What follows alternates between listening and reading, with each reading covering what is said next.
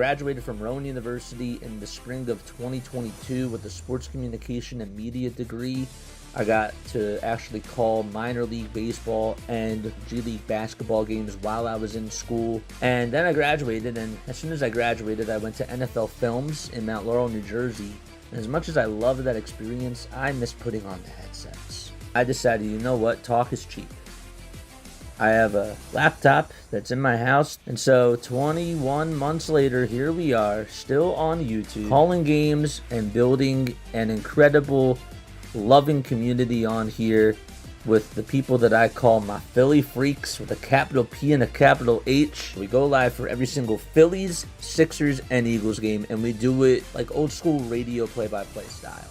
I'm Jason Joseph, and this is Play-by-Play with JJ. I showed a swung on, barreled out to right field. Bye-bye baseball. That baby is long gone.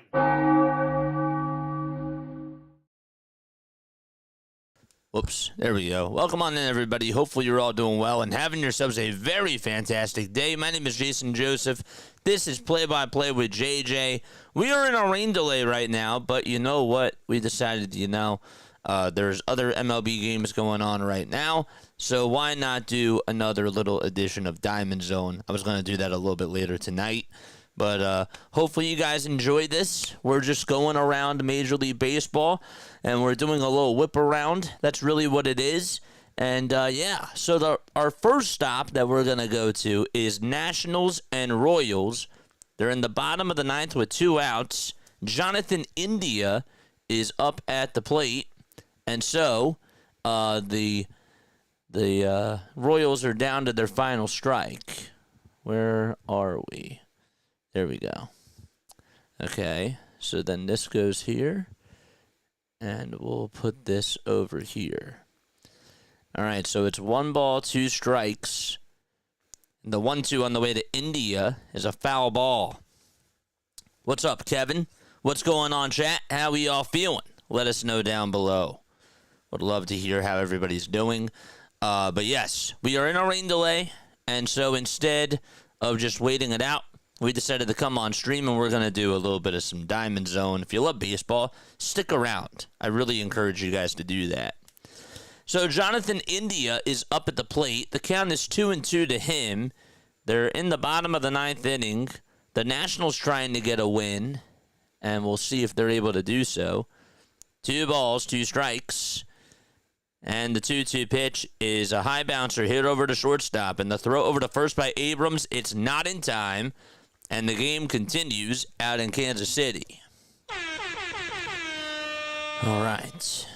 We also have an update going on out in Texas. The Rangers are taking on the Arizona Diamondbacks. That is a 4-2 score. Jonah Heim did just get on with a walk.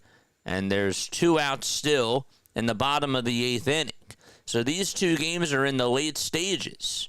These are in the later stages. And, yep. What else do we have going on? I want to make sure that I have this all correct. We got the Brewers taking on the Pirates. It's a 12-5 ball game over there in the bottom of the 8th inning.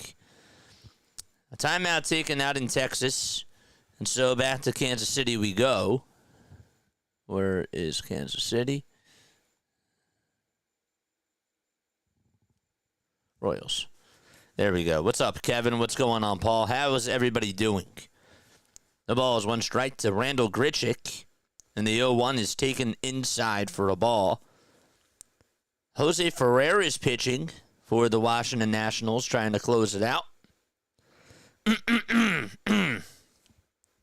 1 ball, 1 strike. Grichuk at the plate for the Royals, and the 1-1 is inside for ball 2. The Rangers have Ezekiel Duran due up in the bottom of the 8th inning with 2 outs there.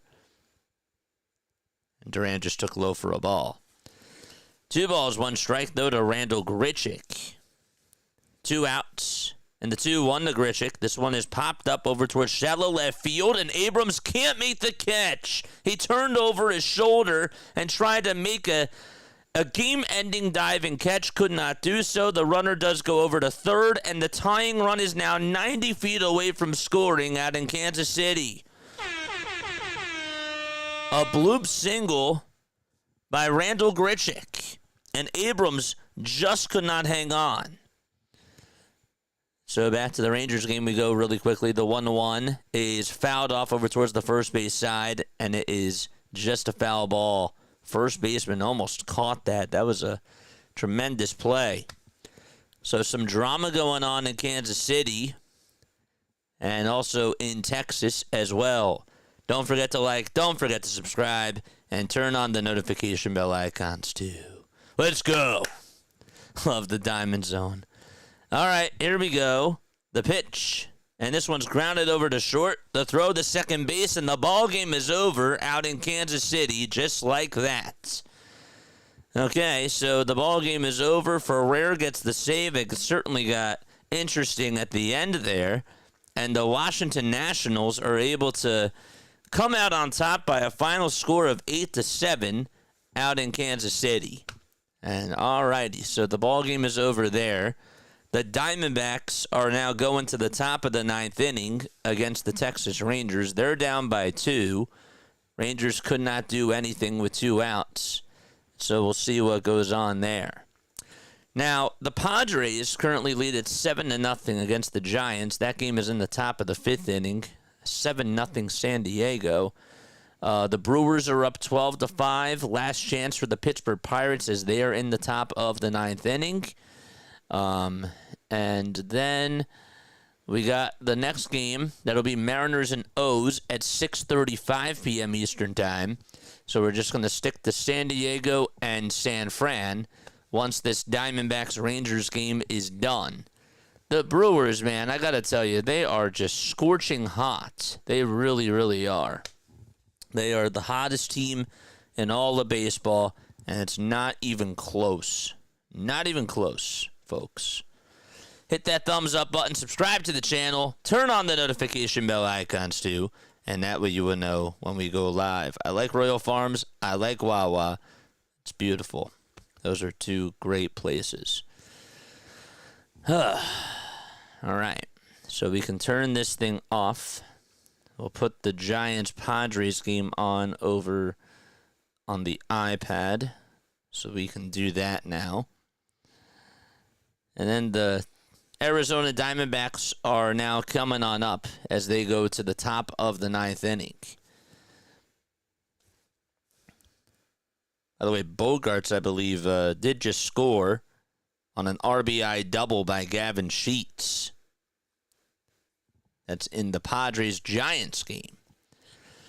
But we're going to stick here to Rangers-Diamondbacks 2023 World Series rematch. So that one goes to the top of the 9th. McCarthy, 1 for 3 with a single in the 4th, hitting just a $175 on the season. And the pitch from Phil Maton is in there for strike 1. If there are any updates on the Phillies game, we'll be sure to let you know. 1 ball, no strikes. And the pitch is taken for ball 2.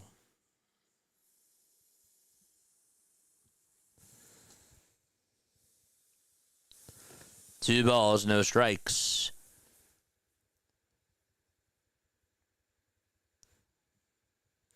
Or no balls, 2 strikes, that is. Ramon Laureano just hit a 2-run shot for the Padres, and they now lead at 10-0 out in San Francisco. That is a blowout there. And so if the Padres win, which it certainly looks like it, and if the Dodgers lose tonight, the Padres will be in first place in the NL West. 1 out in the top of the 9th, out in Arizona, as McCarthy did just strike out. All righty. 1 away in the top of the 9th. Thomas comes up, and he goes around on a pitch that was just high. The Padres are looking pretty scary, too. Padres and Brewers. No balls, 1 strike to Alec Thomas. And the 0-1 is swung on and missed. And the count is now 0-2. BW is here. What's going on?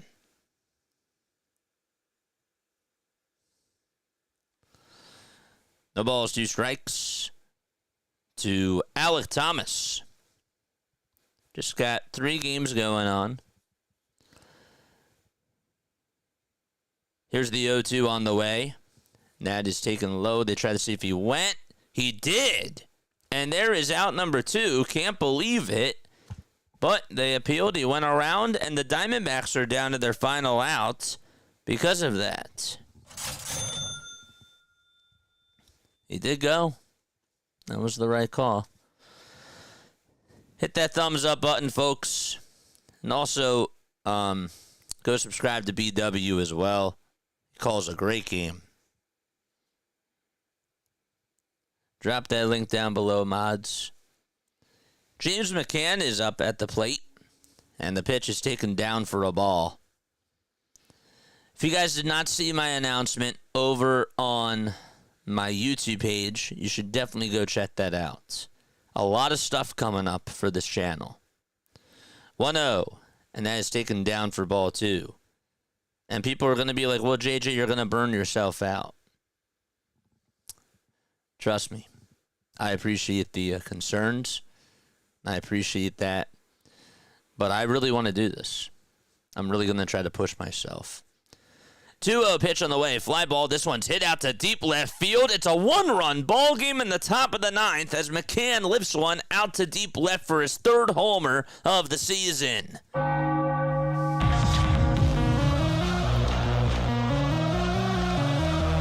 That was a mistake.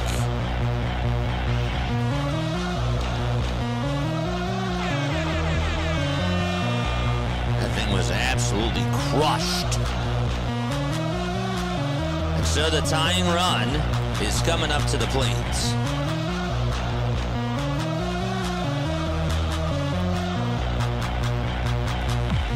So that means Blaze Alexander is due up against Phil Maton in the 9th inning.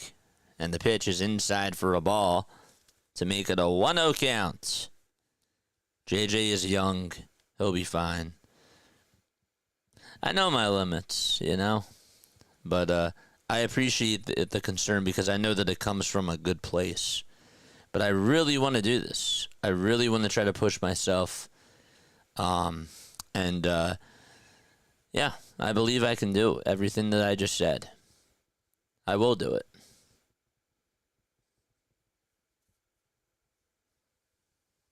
One ball, 1 strike. And the 1-1, and that's going to hit Alexander. And so the tying run is aboard over at first base. Yeah, I'm afraid of you burning out, but you are building your profile. In 5 years, JJ will be known nationwide. Thank you so much, man. And again, like I understand, it comes from a place of heart. And I'm going to get those comments for sure. And I'm ready for that. But, I really do believe in myself. And if, I might have to take off a cast or so. And if I have to, I'll let you guys know, and I'll be straightforward with you. I won't overdo it, but I got to reach for the stars. Dream big. Just can't overdo it. And I won't. Top of the 9th, there's 2 outs. A runner on over at first base. Geraldo Perdomo is due up next. What's up, bud? Thumbs up from a Mets fan. Dude, you are awesome. I really appreciate all of the love and the support that you've given to this channel, dude. But if JJ winds up with the Mets, pitchforks. It's like T-Mac, right? 2 outs, top of the 9th. The tying run's over at first. Perdomo is in the box. And the pitch from Maton, and that's way outside and high for ball number 1.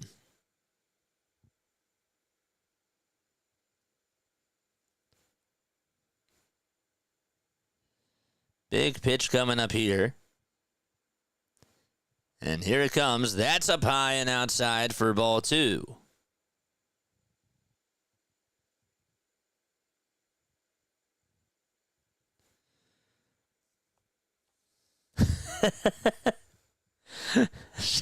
I promise.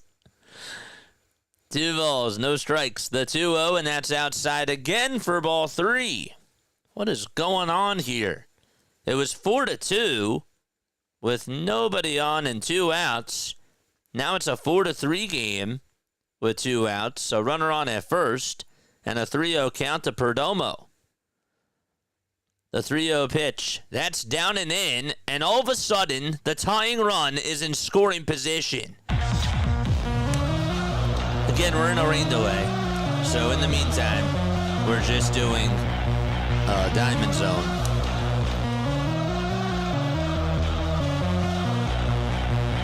I believe Ketel Marte is now coming on up.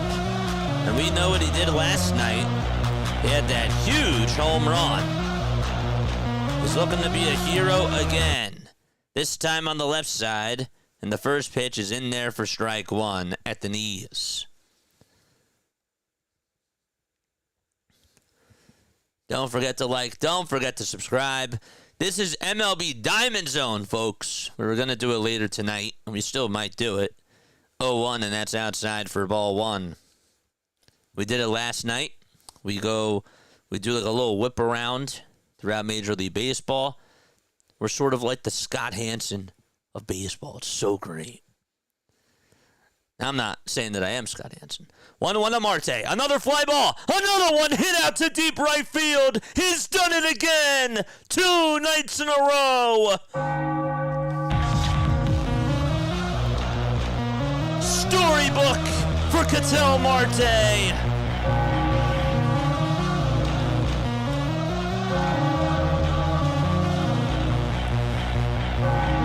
After being down 4-2, with 2 outs and nobody on in the 9th, the Diamondbacks come all the way back from the dead.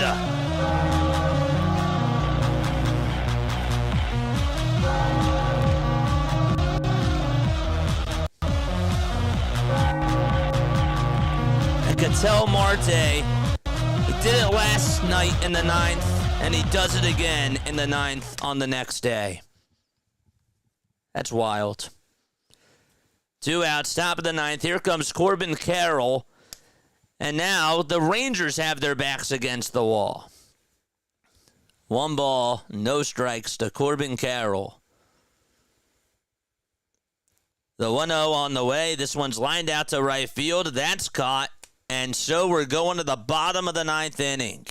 Ketel Marte hearing all the boos out at Rangers land over at Globe Life Stadium.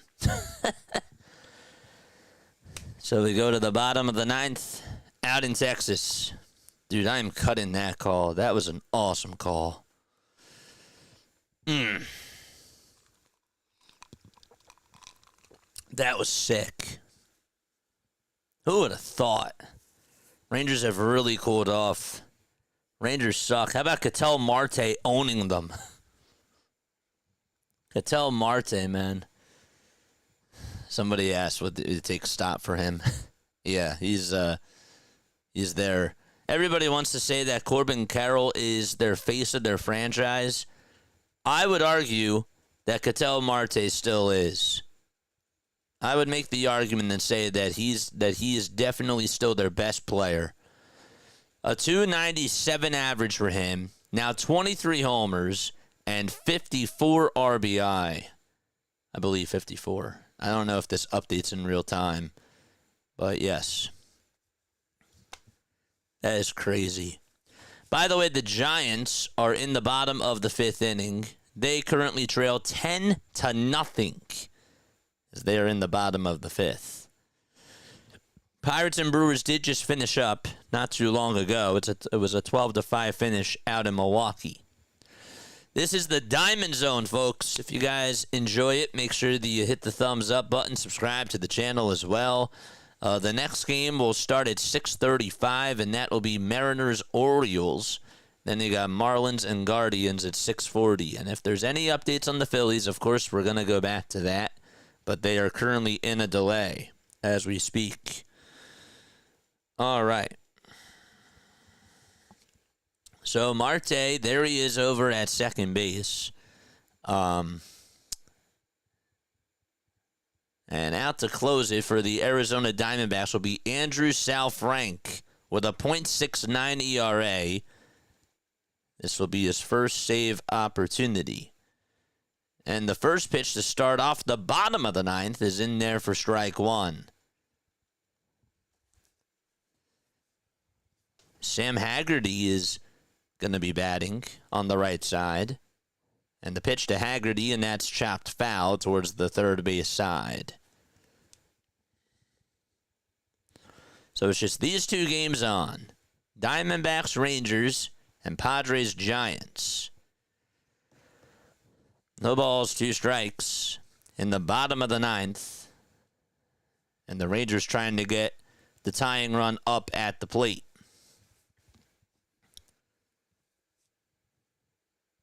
The 0-2 pitch, up high and inside for ball 1. And that makes the count now 1-2.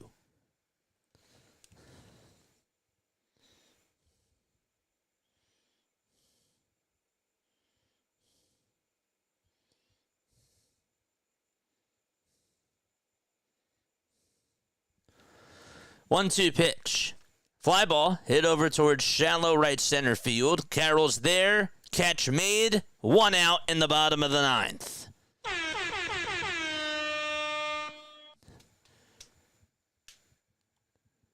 Who's coming up next? It's going to be Corey Seager. He has flied out 3 times today. Has also lined out 2. Has not recorded a hit. Bottom of the ninth, 1 out, and the pitch is down for a ball to the 2-time World Series MVP.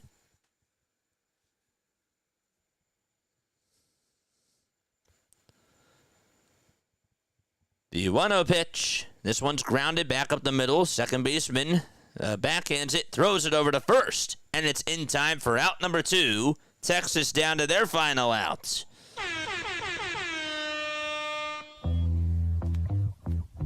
Let's go, folks. Hit that thumbs up button and hit that subscribe button as well. Go back to the Giants game once this is done. This is what we do all the time. We love Diamond Zone. So after the Phillies game is done tonight, we'll do another one. As long as the Phillies game doesn't finish late. Timeout is taken on the mound. Sal-Frank and the umpire, as well as the catcher, are going out there. I don't know, something wasn't right to Andrew Sal-Frank. Thank you so much for the sub, my friend. Emma, you are awesome. Yeah. If you love baseball, I'm telling you, this is the right channel for you. You're not going to want to miss out on all the baseball updates that we do. Bottom of the ninth, 2 away, and the pitch is in there for strike 1. Later tonight, for our 10 o'clock hour of Diamond Zone, we will have Dodgers and Angels at 9:38 and Rays and A's at 10:05. No balls, 2 strikes to Marcus Semien, and so the Rangers down to their final strike. You're the best, Emma. 0-2, down in the dirt for a ball. I fought a Braves fan today. How did that go? See, you need the Braves to be your friends tonight because we need them to beat those Mets. Can't be fighting them. Just kidding. Just kidding. The 1-2 to Semien, and he just gets a piece of it and stays alive. He barely got it. The difference of this game, Ketel Marte. Don't forget about James McCann's solo homer, too. That made it 4-3 in the top of the ninth with 2 outs. That's really what got the whole thing started. 1-2 to Semien. And the pitch on the way. This one's flied out over towards shallow left field. And Carroll's on the run. Or the left fielder, that is. And he tries to slide. Did he catch it? Did McCarthy catch it? He did. He just caught it, and the ball game is over. The Diamondbacks win by a final score of 6-4. Jake McCarthy with a nice sliding catch out in left field. And that is how the ball game ends. And the Texas Rangers are now back at 500. 61-61 they are on the season. And the Diamondbacks, after being down 4-2 with 2 outs and nobody on in the 9th inning, come back and win by a final score of 6-4. Merrill Kelly ended up going up against his former ball club, ended up actually pitching pretty well for the Texas Rangers. He went 6 innings. He allowed 2 earned runs and also allowed 7 hits. What's up with the Phillies game? Here. Let me show you on your screen. It's delayed. It is currently delayed right now. So we are doing Diamond Zone, which is our version, our baseball version of NFL Red Zone. So if you love baseball, I usually try to do Diamond Zone a couple of times a week. But yes, that's why we're jumping around doing other games. I'm not clickbaiting you, I promise. I would never clickbait anybody. But yes, it is in a delay. I probably should have that up somewhere. That's a fair critique. I just don't know where to put it. That's my only thing. And so I figured, we'd have people in the comment section try to cover that for us. All right, so the only other game that's on right now is the Giants-Padres game, and that's where we're going to go to. Okay. Do you know what time it may start? I have no clue. No clue. But yes, we are in a rain delay. We just saw the Diamondbacks come back and win after being down 4-2 in the top of the 9th with nobody on and 2 outs. Okay. So the Giants are back on. We're in the top of the 6th here, and the pitch is taken down for ball 3.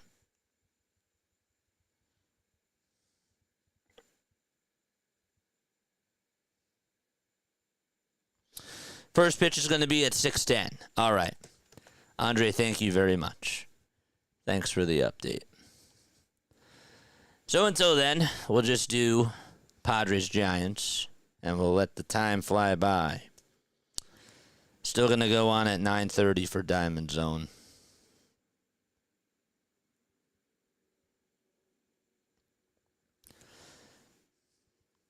Probably should also close the window, too, because of the sound. I don't know if you guys can hear them or not. 10-0 San Diego.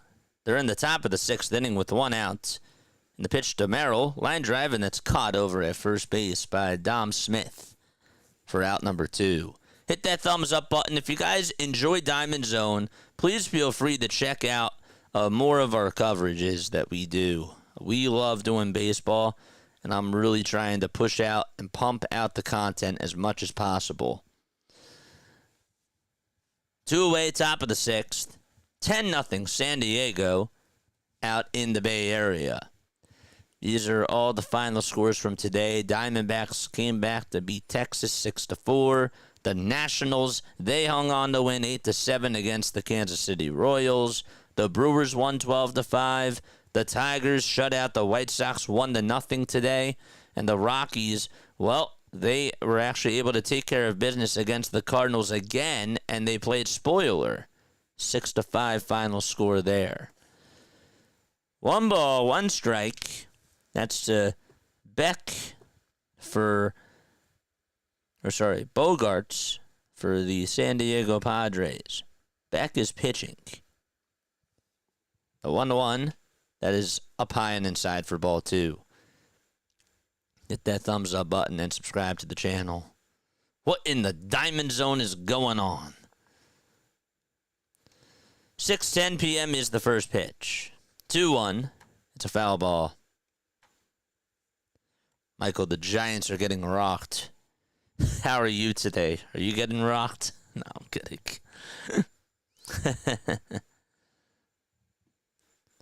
2 balls, 2 strikes. In the top of the 6th inning, the 2-2 to Bogarts, and he slaps this one out to left field, and a diving catch made by Ramos out in left field for the Giants. And the inning is over, And the Giants and Padres are going to the bottom of the 6th inning. Okay. How's everybody's day going so far? Comment down below.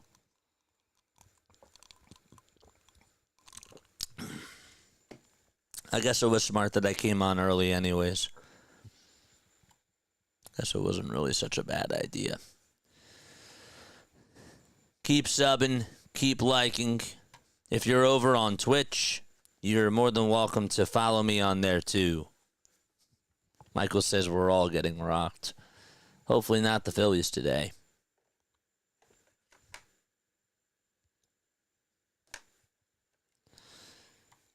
I probably should start the poll, right?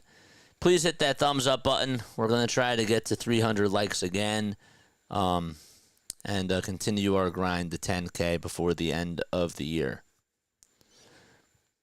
We're already at 50. We're halfway there. Let's go. Halfway to 100. Like the sound of that. Start a poll. Can we hit 68 50 subs and 300 likes?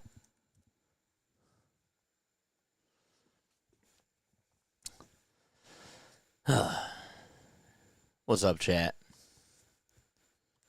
Shapoka's here. What's going on, dude? All right, so the Phillies game is going to start at 6:10 p.m. Eastern time, so we'll do like a pregame show at around 6 o'clock, 6:05. Really, probably 6. Yeah.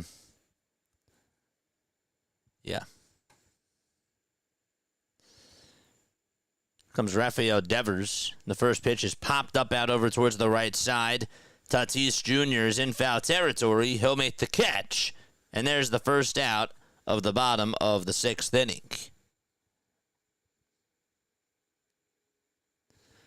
How do we get here, JJ? Great question. Very, very great question. Giants have 3 hits. The Padres have 9. They put up 7 runs in the 2nd inning. That was off of Tang, who just went 1 2/3. Cronenworth had a 2-run single. Tatis had a 2-run single, Ariza the sac fly, Machado had an RBI double, and then scored on a pass ball, and that's how all 7 runs were scored from the Padres in that 2nd inning. And then they added on to their lead in the 5th. Ryan O'Hearn had an RBI double, and Ramon Laureano had a 2-run home run.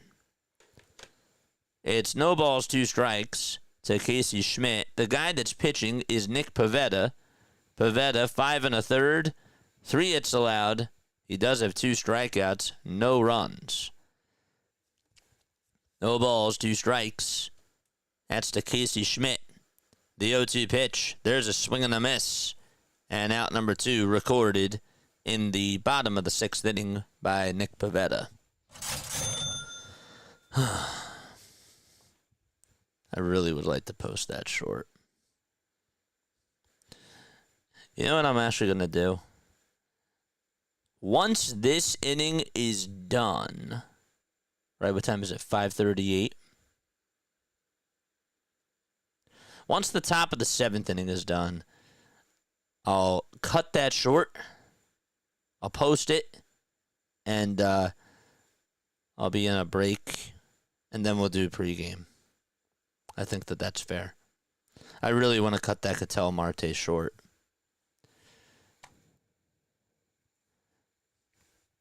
What's up, Lugo?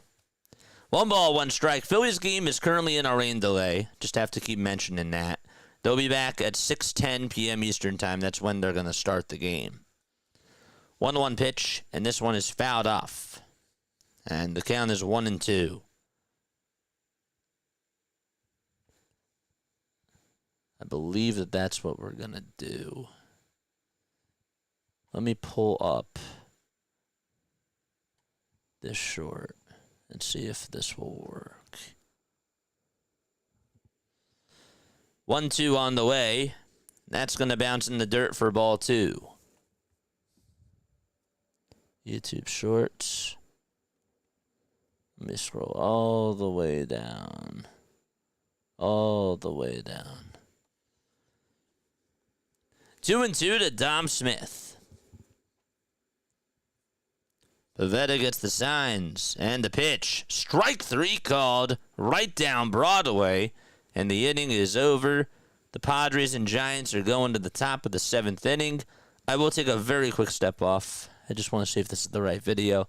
I will be right back. Do not go anywhere.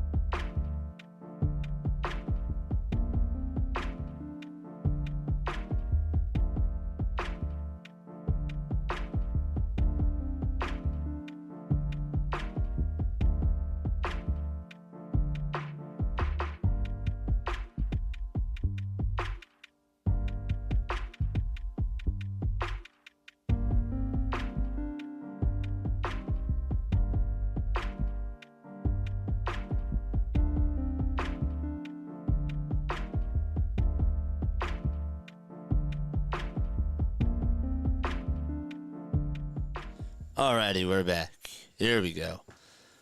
Alright, top of the 7th inning, 2 balls, 2 strikes. Ramon Laureano is up. He flies this one out towards center field. That's going to get down for a base hit. So there's a 1-out single here in the top of the 9th inning for the San Diego Padres. There we go. It's better.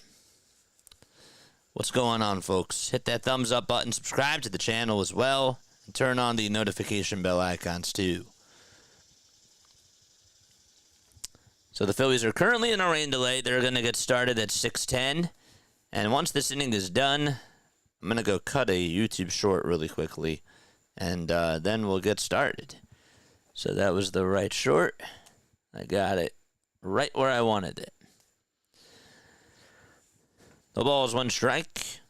Jake Cronenworth is the next batter for the Padres. The 0-1. This one is lined off the glove of the second baseman out to right field. And so going on over to second base will be Ramon Laureano. And so back-to-back base hits for the San Diego Padres as they just continue to do damage against the San Francisco Giants. Okay.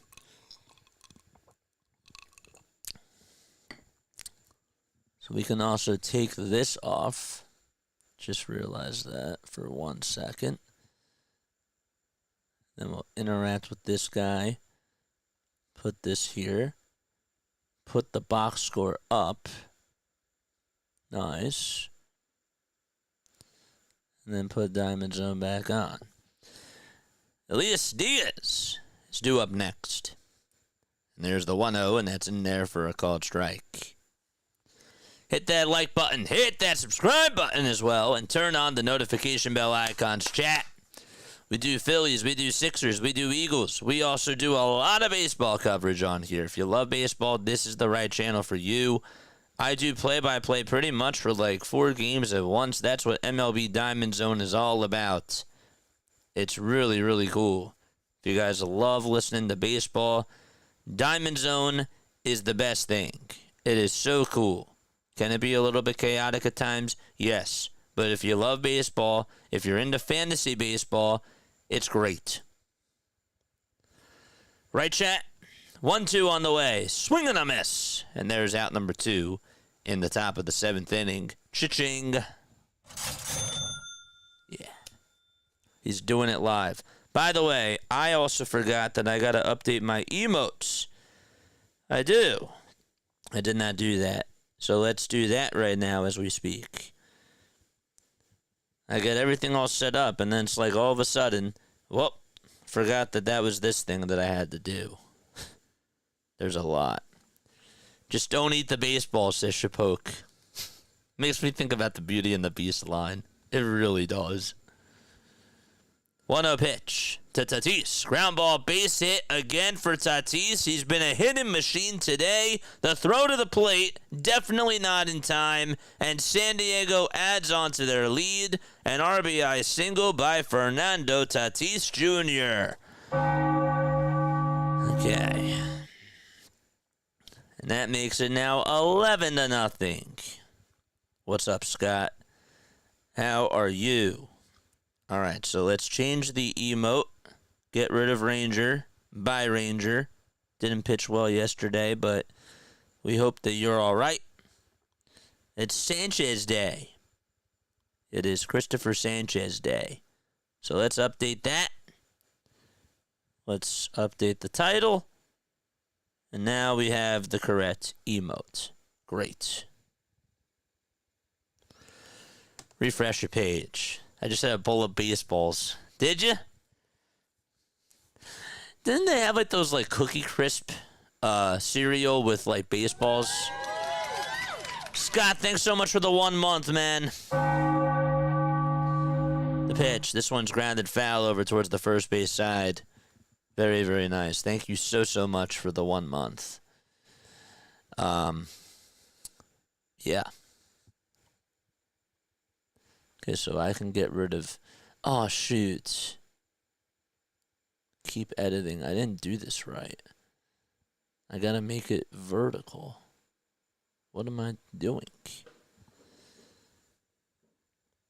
It's no balls, 2 strikes.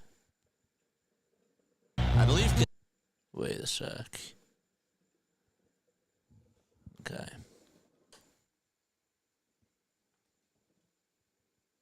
Yes.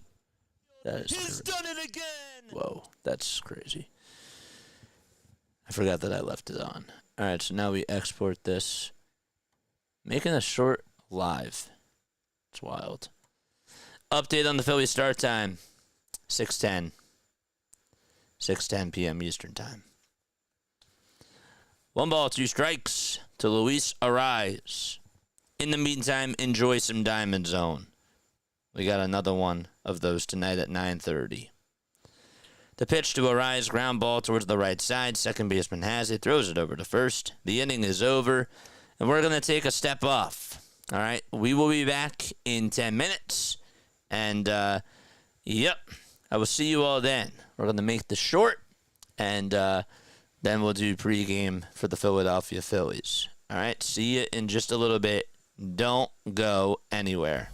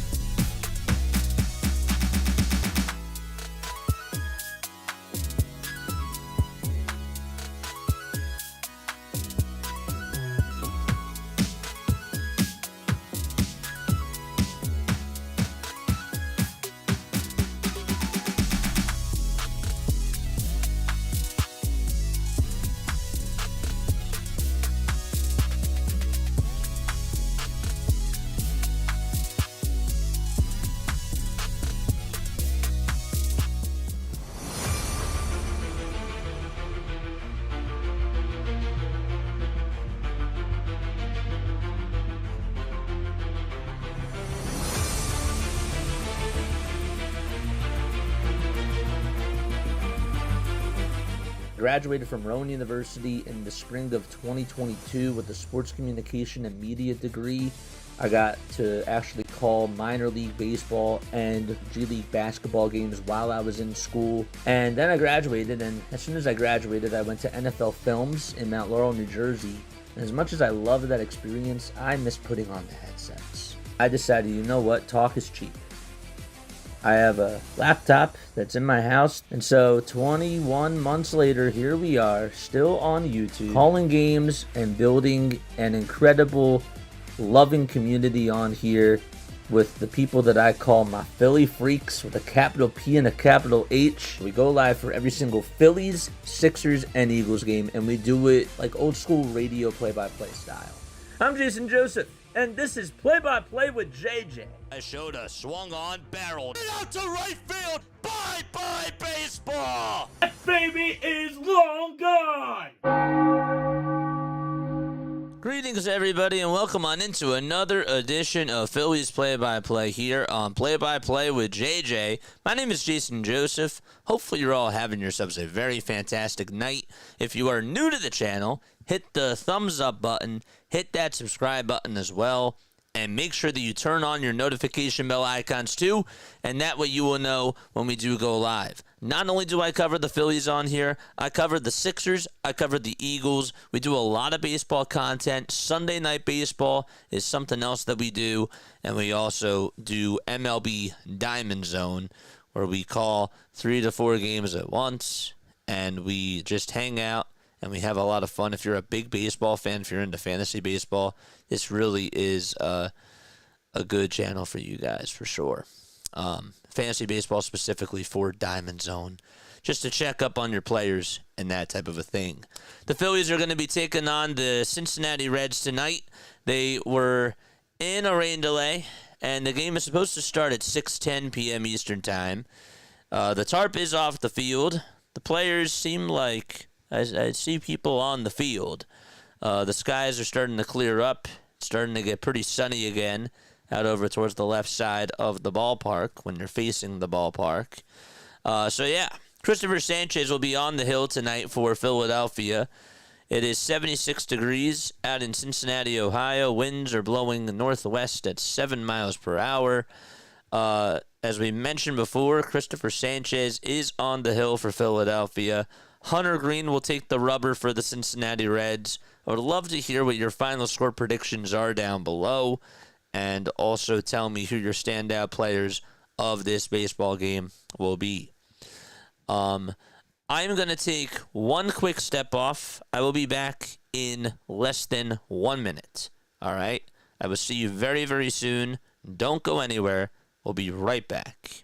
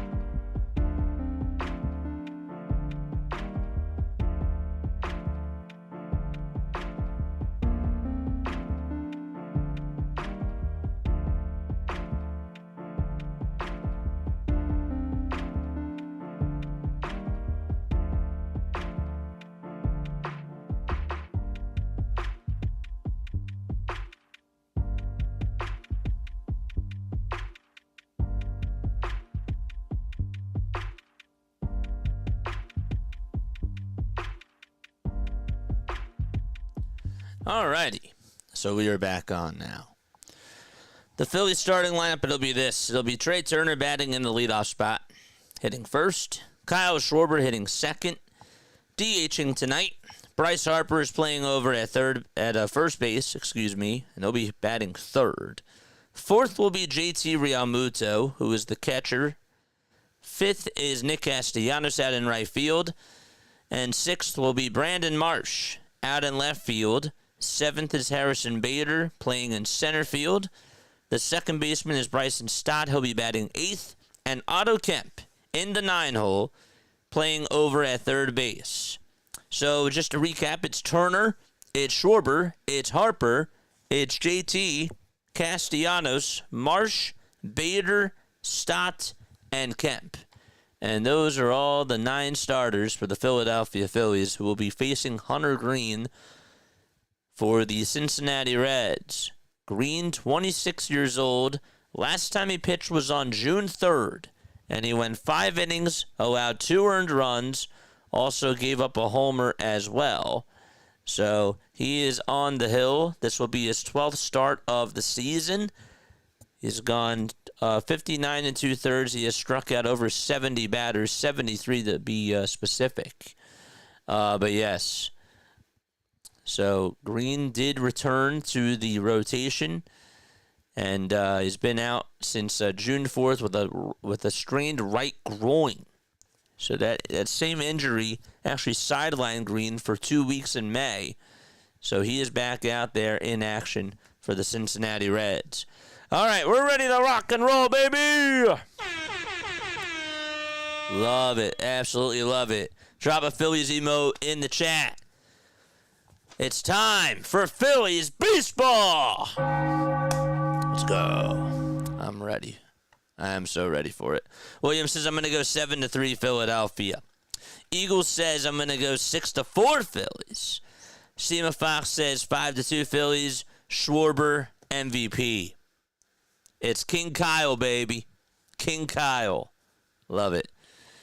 Trey, what's going on, dude? How are you, my friend? Peso Frank says cheers. I'm ready for a W. Put W's in the chat. Let's go. Over at first base, you got Spencer Steer for the Cincinnati Reds. Santiago Espinal's at second. Cabrian Hayes at third. Elly De La Cruz over at short. Catching behind the plate is Tyler Stevenson. In the outfield, you got Austin Hayes in left. Noel V. Marte in right. And the center fielder is TJ Fradel. And so Trea Turner will lead off the top of the first inning. And here's the first pitch to Trey. That's up high and taken for ball 1. So we are underway. Turner with 2 doubles and a homer on this current road trip. The 1-0 pitch, and there's a swing and a miss.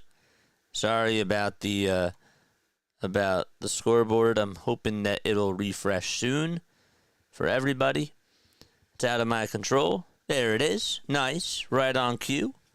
1-1 is taken outside for ball 2 to Trea Turner. 2 balls, 1 strike. We're in the top of the first inning. The 2-1 to Turner, and he flies this one foul over towards the first base side, and out of play it goes. What's up, chat? Drew says, I'm going to go 5-3 Cincinnati. Sports Prod says 9-4 Cincinnati. Let's go. 2-2 pitch. That is low for ball 3. I remember when Hunter Greene was drafted, he was like the next big thing. And he had so much high praise. 3-2 on the way. This one's grounded over towards the first base side on a check swing, and the first baseman has it, flips it back over towards Greene. Did Turner beat it out? He did not. And Calitri's going over to the phones. Rob says hold it for a second, and they say play on. So there is out number 1. I don't know. That was pretty close. They said not to challenge it. I think it was a tie. Why wouldn't they look at that? That's pretty close. 1 out, top of the first, and the pitch is in there for strike one. That's a little confusing.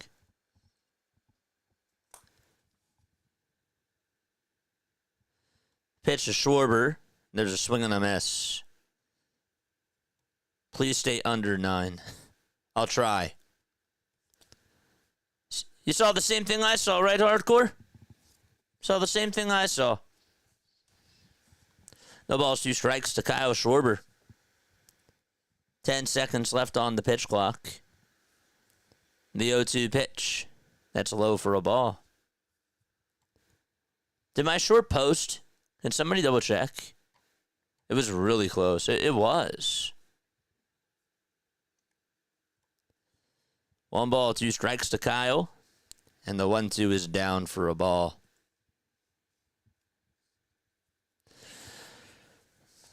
So the Phillies lamp, it's Turner, Schwarber, Harper, Realmuto, Castellanos, Marsh, Bader, Stott, and Kemp.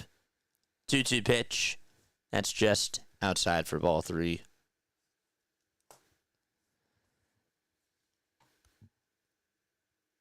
Think they will get a run in the first? I have no clue. Man. 3-2 to Schwarber, swing and a miss. And he chases after a slider. And there is out number 2. Crew chief for tonight, Carlos Torres, is the home plate umpire. You got Charlie Ramos over at first base, Alfonso Marquez at second, and Billy Traynor at third. 2 outs, top of the first. Bryce Harper is up at the plate. Did my YouTube short post, did it go through? The pitch to Harper. There's a swing and a miss. Scott says that it posted. Good. Very nice.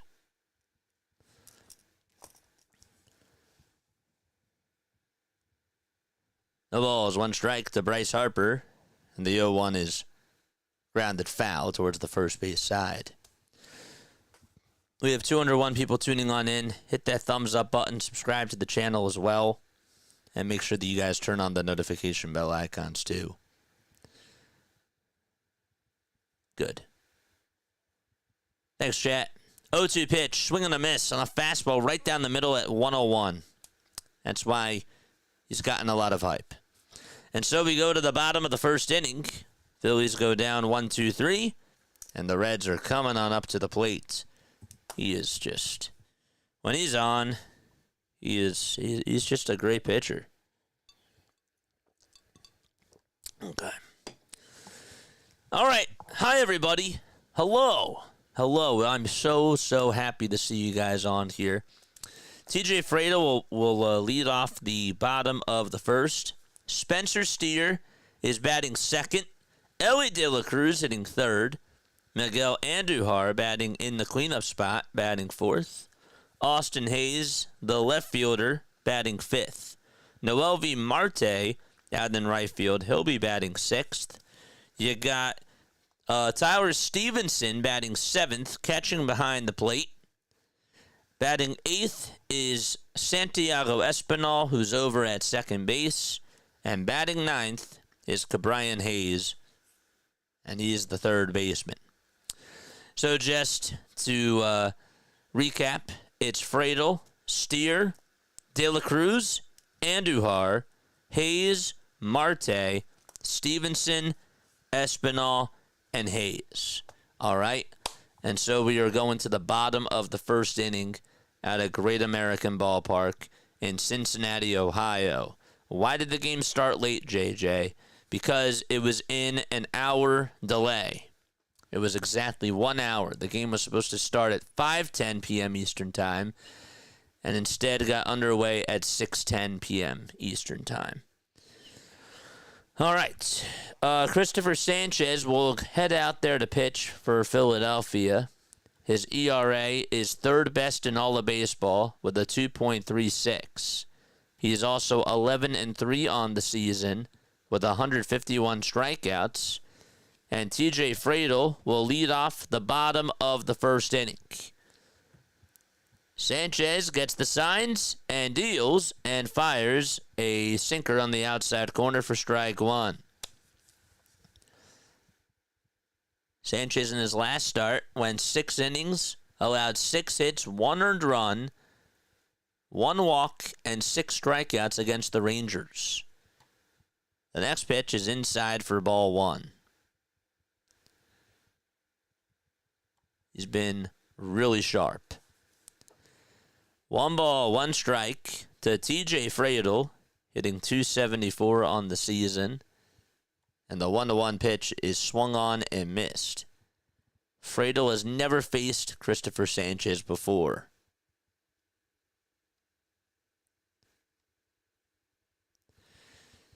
This is the 24th start of the season for Christopher Sanchez. 35 walks allowed, and there's 144 innings of work. The 1-2 pitch from Sanchez, and it's barely inside for ball 2. Phillies have Trey Turner at shortstop, Bryce Harper at first, Bryson Stott at second, and Otto Kemp at third. Catching is JT.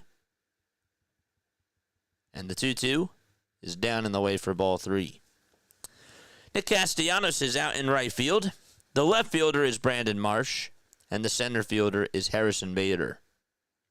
Kyle Schwarber is DHing. 3-2 is the count to TJ Friedl. And the windup and the payoff pitch. It's bounced foul towards the first base side, and it'll head on over towards the Phillies dugout area. Christopher Sanchez has a sinker, a changeup, and a slider. Those are all 3 of his pitches. Batters are hitting .138 against the changeup. It's regarded as the second best changeup in all of baseball. 3-2 pitch. Ground ball hit over to first base. Harper has it on a bounce and tags the bag for out number 1. So it took Sanchez 7 pitches to get the first out. What's up, Quan? What's up, chat? I hope that you're all doing well and having yourselves a very, very fantastic day. Deshaun is here. It's great. Hit that thumbs up button. We have 228 people watching. And if you have not subscribed already, please do so. The pitch. There's a called strike. It's a slider that's in there for strike 1.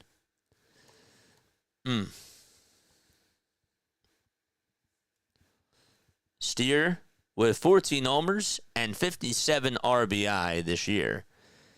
And he flies the 0-1 out towards left center field. Marsh gets called off by Bader. Bader says he has it and he'll make the grab. And that'll bring up Elly De La Cruz.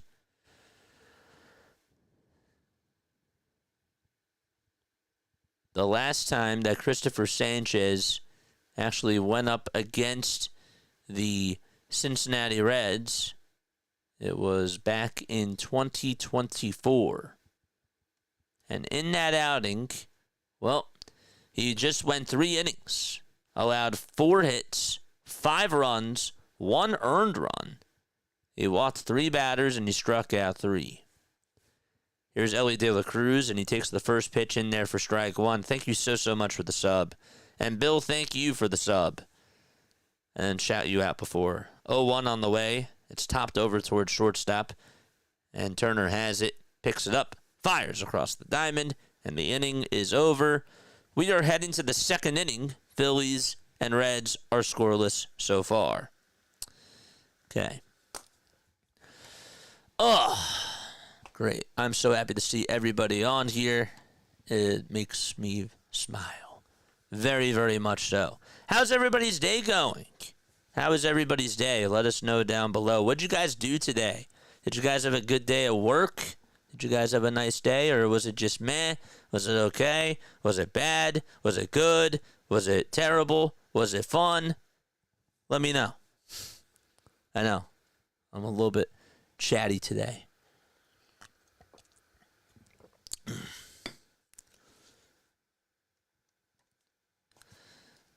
I have a bad feeling about this game. Do you think we can win? Yeah. Christopher Sanchez has been our best pitcher this year, and he's been great lately. He really has. He's been so awesome. And I have the utmost confidence in Christopher Sanchez out of anybody. Now, the offense, on the other hand, look, Hunter Greene is coming back. It's his first outing since he was dealing with the injuries that we've talked about. It's been this is his first major league outing in over 2 months. So I feel like if the Phillies can just work up the pitch count, make him go to work, and then just get to their bullpen, I feel really good. I think that we can easily take this game today, but the Phillies are going to have to be locked in. They can't take this game for granted. But I do have confidence in this team. I believe that they're going to bounce back. But how do you guys feel? What's up? Says Scott. Kenny says, nice show. Thank you so much, Kenny. How are ya? Yeah. Still working here in Seattle. About to get caught in Mariners traffic. Oh, boy. Oh, boy, Roy. Hopefully you make it home all right. JT is up, and the first pitch is fouled away. That was at 99 miles per hour on the gun from Hunter Greene. JT is on a 6-game hitting streak, guys. He has 7 homers on the season, 39 RBI. It's been red hot for the Phillies. The 0-1, and that's inside for a ball. My day just started. I am enjoying the end of summer, but also looking forward to football. 1-1 pitch. This one is popped up over towards the first base side. In foul territory, the catch will be made by Spencer Steer, and there is out number 1. Is it weird for me to say that as much as I'm looking forward to football, I'm really looking forward to how the rest of this baseball season ends? Is that odd? Like, I really am looking forward to football. I am. But I don't know. I just feel so sucked into the baseball season. I feel so sucked into it. 1 out, top of the second. The pitch on the way to Casti, in the air, hit out over towards left field. It's going back in front of the track, and it's caught by Austin Hayes. It was pretty well struck by Casti, but there's out number 2. It's a blessing to be working and being stuck in traffic. I love it, says Deshaun. Dr. Delay is here. How are you? Traffic is when I find peace. That's interesting. 2 away, bottom of the second, and the pitch is taken down for a ball. I just don't like dealing with the jerks on the road. But I do like driving. Driving does tend to give me peace. I will say that, for the most part. 1-0. There's a fly ball. This one's hit out over towards left center field. Friedel is on the track, and he'll make the catch. And another 1-2-3 inning as we go to the bottom of the second in Cincinnati, Ohio. Okay. Delay, how did your stream go, my friend? I was tuning on in for a little bit. Guys, go subscribe to Dr. Delay. He does an awesome job.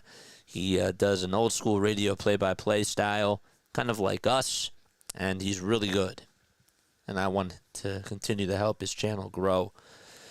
What do you think about Christopher Sanchez? Over 18.5 outs? Well, that would mean that he has to go 6 innings, right? So if he's been going, let's see. If he's been going at least 6 innings over his last 3 months, I would say yes. I would say that the odds are pretty high. So, yeah. No, not at all. I feel the same way. Not at all, JJ. It's been a great baseball season, and so many teams are close. Yeah, like I really am looking forward to the Eagles. I'm looking forward to the football season, and I'm ready to get that started. But I don't know. Like I feel like that this has been like one of the most exciting baseball seasons that we've had in a while. I don't know. It's just weird. The Padres and the Dodgers are currently Well, coming on into today, they were tied for the NL West. The Astros are dealing with a lot in the AL West. The Yankees are just trying to hang on to a wild card spot. The Mets are having their own struggles. Like, there's a lot of things up in the air. The Brewers are hot. Like, there's so many really cool storylines in Major League Baseball right now. I mean, I know that it was after the All-Star break, but Kurtz had the 4-homer game. I just feel like that we're in a very good time for Major League Baseball. I do. I really feel that way. Bottom of the second, Miguel Andujar is up at the plate. And Andujar is going to ground this one past the dive of Otto Kemp out to left field. Marsh gets over to it, cuts it off, throws it over to second, and Andujar pumps the brakes. There's a leadoff single to start off the bottom of the second by Miguel Andujar and the Reds.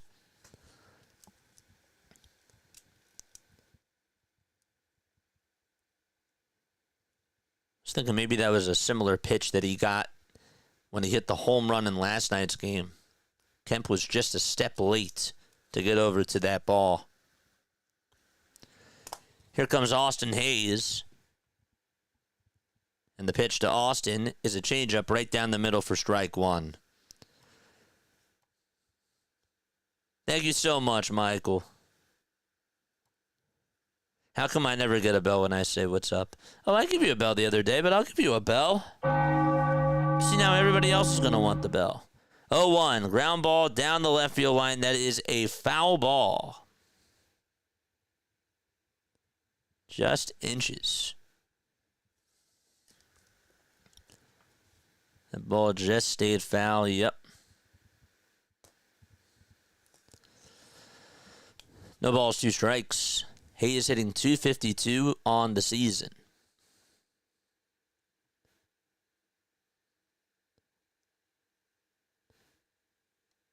Oh, 2 is the count.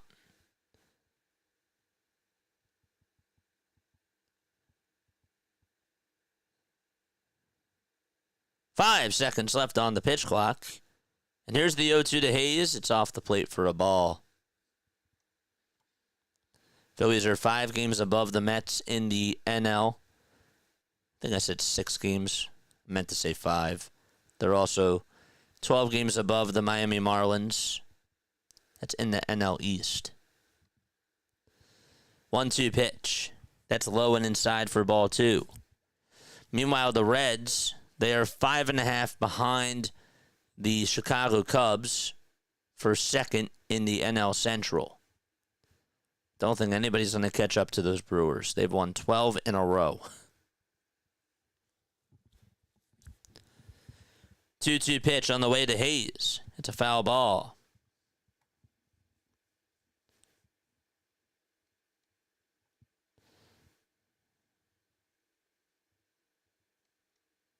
When you take a look at the wild card standings, though, the Reds are 2 games in back of the Mets for that third and final wild card spot. 2-2 pitch, and Sanchez throws a ball. And the count is now 3-2. What's up, Dr. Delay? Taddy says I'll miss baseball. 3-2 pitch, here it comes, and that is taken for a cold strike 3 on the upper third of the zone, and Sanchez gets strikeout number 1 of the ball game. That's why the fall is so good. We get the most exciting time in baseball and all the sports in action. Yeah, I like the fall. I also really like the spring, too. 1 away, bottom of the second. And the pitch is on the outside corner for a called strike. It was a slider at 85 miles per hour. What's going on, chat? 5 seconds left on the pitch clock. Sanchez gets set at the belt again and deals. And the 0-1 is in there for strike 2. That was a 96 mile per hour sinker.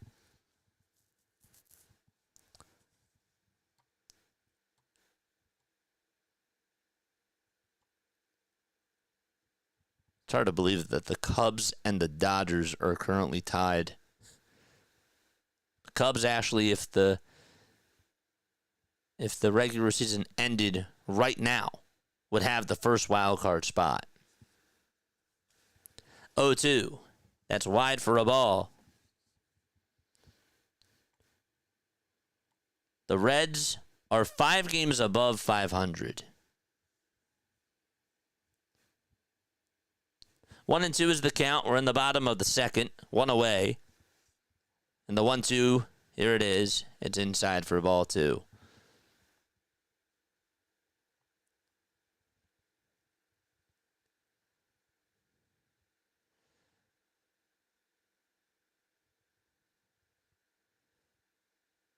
Marte with 8 homers on the season.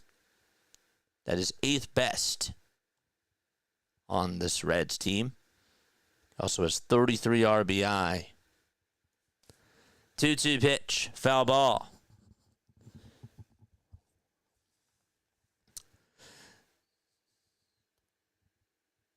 Will the Phillies be in second place by the end of next week? By the end of next week, will the Phillies be in second? 2-2 pitch. Swing and a miss. And there is out number 2. Back-to-back strikeouts from Christopher Sanchez. And so 2 away. Let's go. We got 260 people watching, 118 likes. Let's go. Let's bleep and go. 2 outs, bottom of the second inning. 25 pitches for Christopher Sanchez. Tyler Stevenson will be in the batter's box. The pitch. There's a fastball that's taken for strike 1. Just a reminder, folks, no spoilers in the chat. If you see it before I do and you type it out, you're going to get timed out. But you get warned first, of course. 0-1, that's inside for a ball. So where do we think the Phillies are going to be by the end of next week? Are they going to be in second place in the National League? Do we think that they will be above the Dodgers in the standings? Or Cubs? 1-1, and there's a swing and a miss. And the count is 1-2.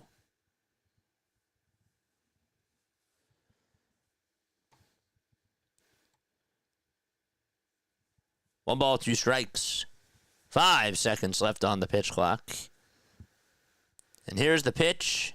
That's in the dirt. It's a changeup. 2 balls, 2 strikes.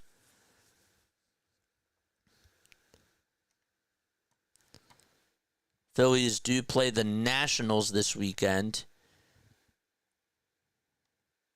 for a 3-game set. A 4-game set, that is. 2 balls, 2 strikes. 2-2 pitch, swing and a miss. And we're going to the top of the third. All right, I will be right back. All right, don't go anywhere. We're scoreless so far.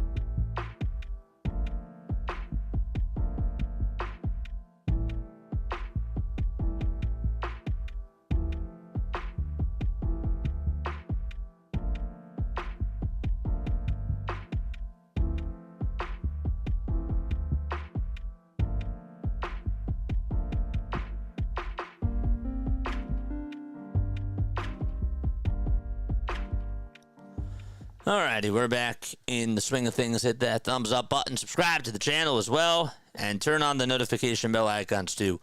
And that way you will know when we do go live. It's time to wake up, baby. Time to wake up those bats. Phillies are scoreless as they take on the Cincinnati Reds. They were in a 1 hour rain delay, and we did a little bit of some Diamond Zone. Hopefully you guys enjoyed that. We're going to be doing some more Diamond Zone tonight after the game is done. Trying to really pump out that content. It's really what I'm trying to do. But yes, all right. So we are going to the top of the third inning. Phillies and Reds with no score so far. We do like an old school radio play-by-play style on this channel, but we also interact with you guys. We just hope that you guys enjoy the content that we do. If you don't, that's fine. It is what it is. Hunter Greene is going to go back out there for the third inning. No score between the Phillies and the Reds. And Harrison Bader is coming on up. JT had the night off last night, so he is back in the lineup for Philadelphia. Brandon Marsh is also in the lineup too. No Sosa today. The pitch. And there's a fastball taken right down Broad Street for strike one. The ball's one strike, and the 0-1 is on the outside corner for strike two. This is currently the only game on right now. What are your final score predictions, folks? 0-2. That's down for a ball. I've actually been to Cincinnati. That's really cool.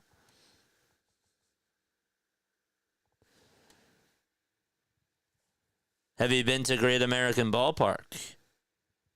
1-2. Foul ball. Any of you ever been to Great American Ballpark? Even the Reds fans that we have on here?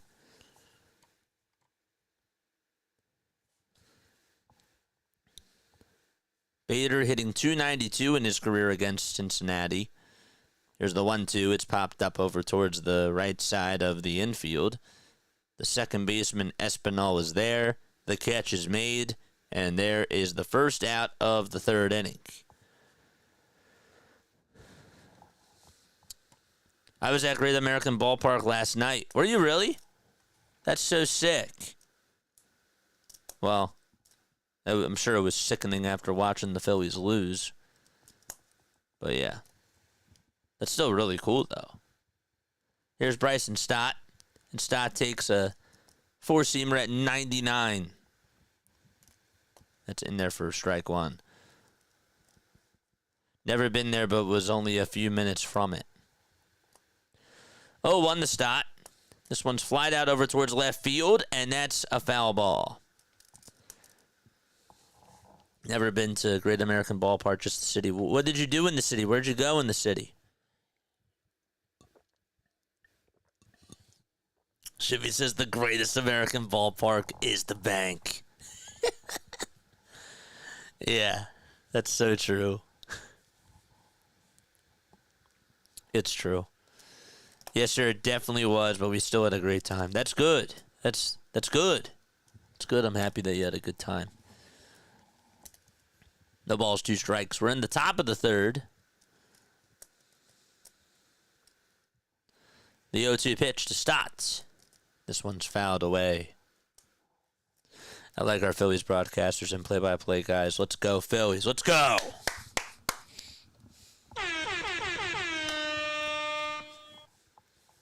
I completely agree on that. 0-2 to Stott. Line drive, base hit out to right field. He poked it out to right field. Marte gets over to it, and Bryson Stott breaks the ice for Philadelphia. Nice. So a one-out single for Bryson Stott in the top of the third inning. And he got a pitch that looked like it was going to go down, and Stott capitalized on a mistake from Hunter Greene. Continue to like and continue to subscribe.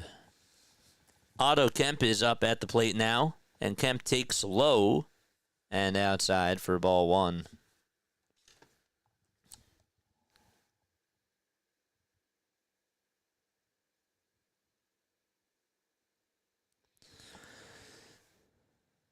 The toss back to first. It's not as safe. Hunter Greene is 26 years old. Had a birthday on August 6th. He was the second overall pick of the 2017 draft. He's been with the Reds since 2022. Ended up going to Urban Youth Academy to learn how to pitch in Compton. 1 ball, no strikes, and the pitch is in there for a strike. His fastball velocity was already at 93 miles per hour during his first year at Notre Dame High School. And by the time he graduated in 2017, it was up to 102. That's why he really got a lot of talk. 1-1. This one is popped up over towards shallow right center field. Where is it? It's in Espinal's glove as he turned around and turned his back over towards home plate, and he caught it for out number 2. The screen blurred out on me for a sec. Got a little bit worried.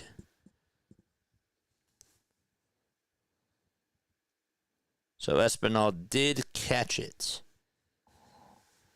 And Trey Turner is the next man up.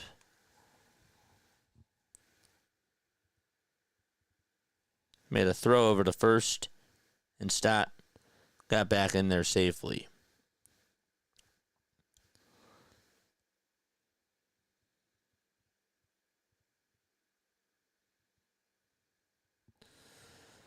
The next pitch, that's taken down for a ball.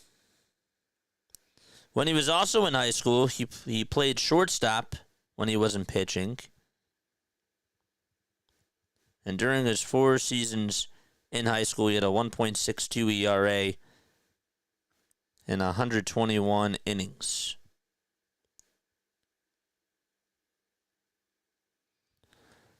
One ball, one strike.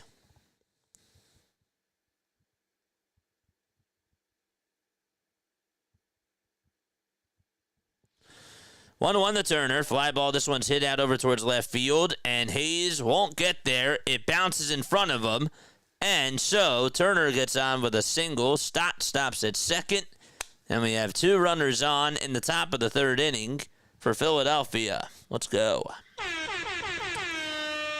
All right, chat, let's go. It's time to put together some runs. Schwarber is up. Drop the Kings in the chat. Charge! Drop those crowns. The pitch on the way is a splitter that's taken at the knees for strike 1. And so the count is 0-1 to Kyle Schwarber.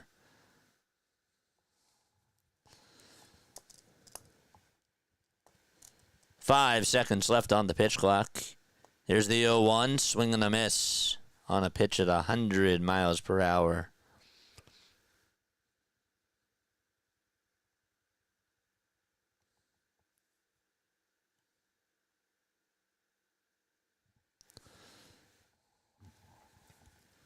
No balls, 2 strikes to Kyle Schwarber. And the 0-2, and he looks at strike 3 at the knees. He's been doing that a little bit more over these last couple of games. And so we go to the bottom of the 3rd. No score between the Reds and the Phillies. They leave 2 men on, and they'll be back. All right, so we're going to the bottom of the 3rd. Folks, please hit that like button. Please hit that subscribe button as well, and turn on the notification bell icons. If you guys did not see earlier today, I did make an announcement in my community tab, and you should definitely go check that out. But I will also say everything on here too. I'm really trying to push to get 10,000 subscribers by the end of the year. So, you know, I've been putting in more and more hours to doing extra baseball coverage. I've also been posting more shorts lately. That's because I'm really, really driven to get over to that 10,000 marker. I'm so appreciative. I'm so thankful for you guys, and I really want to give you all more and more content. I also wanted to let you guys know, too, that I'm not going to be calling games on Saturday and next weekend. So this weekend, I'm off on Saturday. I will try to find a replacement. I'll try to see if Mike or RB can do it for me. If not, we're just not going to do it. But yes, we will be off on Saturday and next weekend. Next weekend, I'm actually going to Columbus, Ohio, to visit a friend. I'm also doing my very first charity stream. September 17th, I believe, is the date. It's posted on the community tab. I will announce later on towards the end of the month what charity we're going to be streaming for and who we're going to be donating to. But I'm really excited about that. Okay, it's going to be during a Diamond Zone cast, and we're going to be on for at least 13 to 15 hours on that day.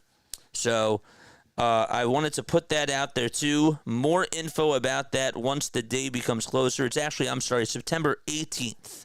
September 18th is the day. So really trying to push this channel forward, trying to do more things for it. And those are all my announcements that I wanted to make.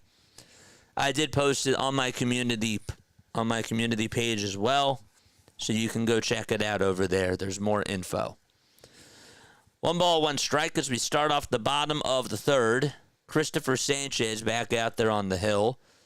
And here's the 1-1. This one's grounded over to third base, played on a hop by Otto Kemp, and the throw across the diamond will get Espinal out. So yeah, a lot of things. And September is going to be a crazy month for us.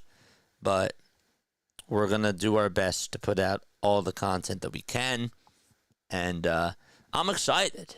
I'm really, really excited. Bruce, thank you so much for the sub. Bottom of the third inning.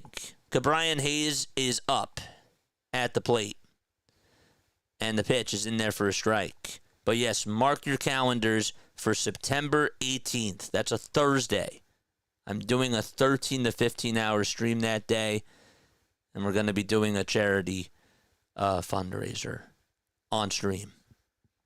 0-1. This one's popped up over towards the right side. It's going to drop in for a base hit in front of Nick Castellanos. And Cabrian Hayes bloops out a single towards right field.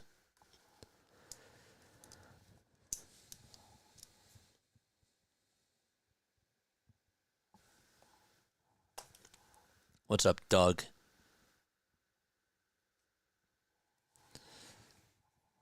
A 1-out single here in the bottom of the third, and now TJ Friedl is coming up to the plate.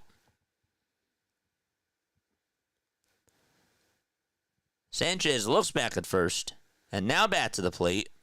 And the pitch is on the outside corner, taken for strike one. It was a slider.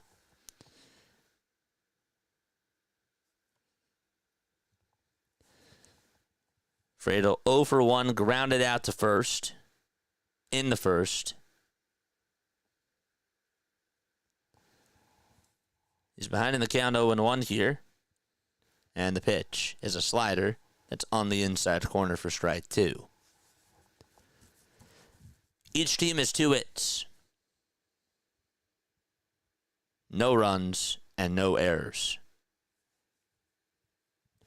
Phillies took the first game of this series by a score of 4-1. Reds took the second game. They won 6-1. Sanchez gets the signs. Kicks. Deals. And the 0-2 is just outside, according to Carlos Torres.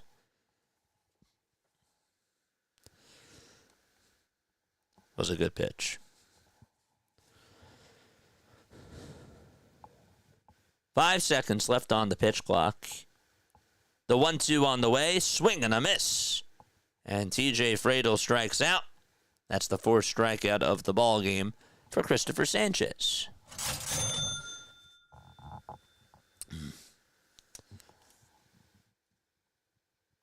So yes, big things coming up for this channel. It's great. 2 outs, bottom of the third. A runner on over at first. Spencer Steer is in the batter's box. And the pitch on the way is taken for a slider.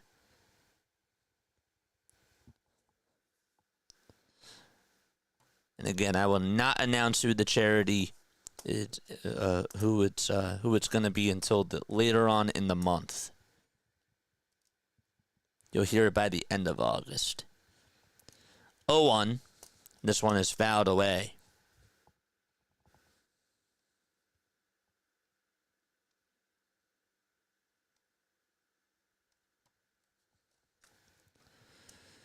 No balls, 2 strikes to Spencer Steer, who flied out in the first.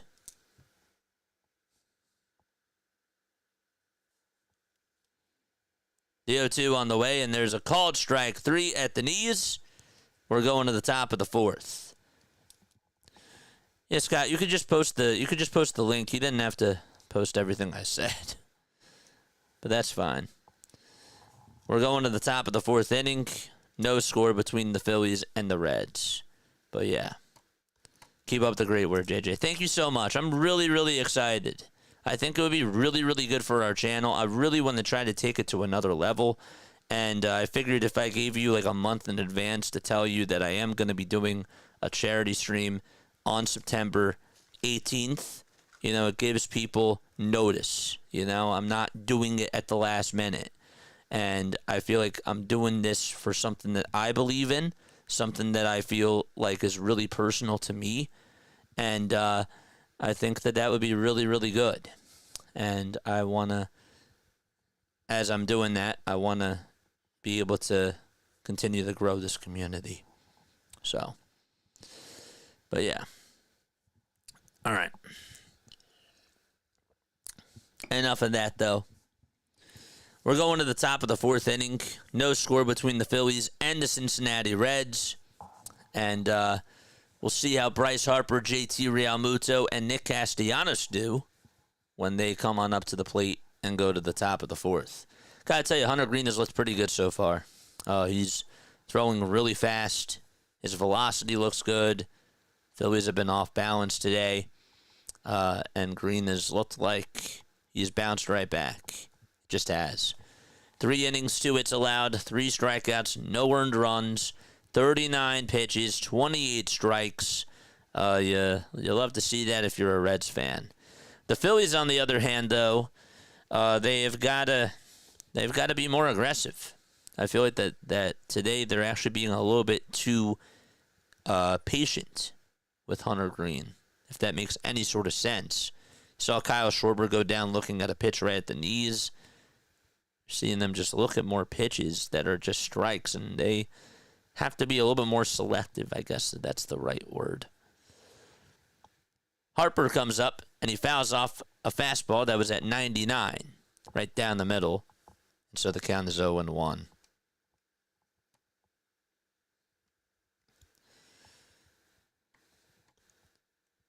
Harper did homer in the 9th inning of last night's game. The 0-1 is down for a ball. That was at 100 miles per hour.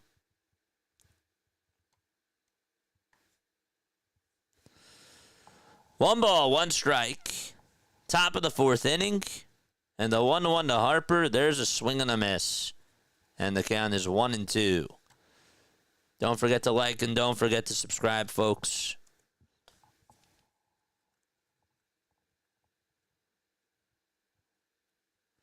1-2 pitch. This one is fouled off over towards the right side.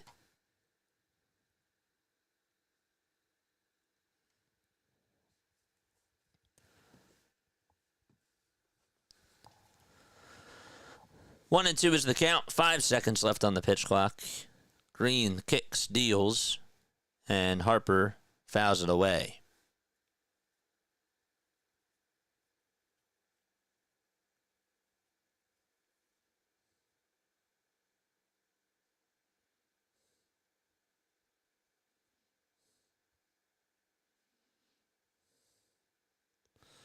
The 1-2.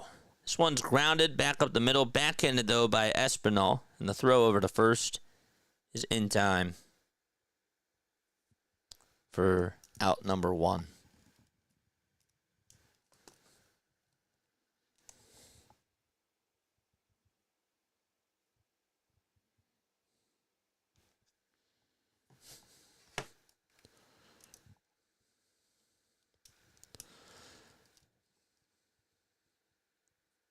Here comes JT, who takes a called strike just at the knees.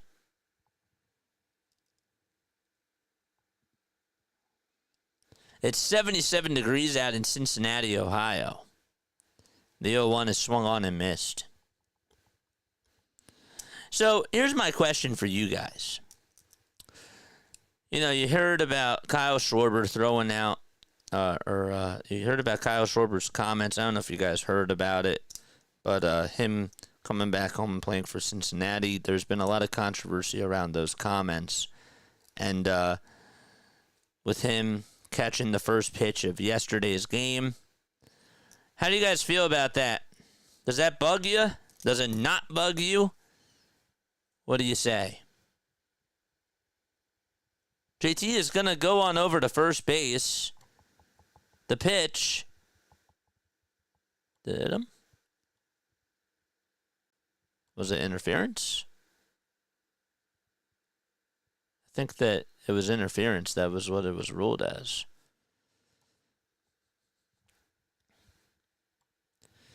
So he's over at first base. And 1 out in the top of the 4th. Terry Francona looks a little bit confused. The manager, Francona, is going to challenge this.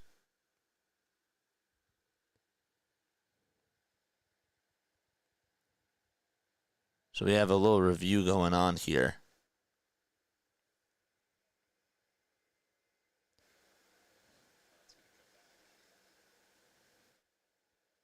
I think it's going to come back. I don't think that there was any interference there.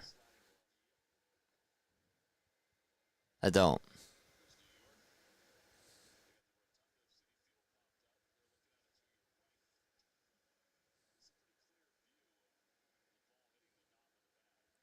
The ball hit the knob of the bat. I mean, it clearly did.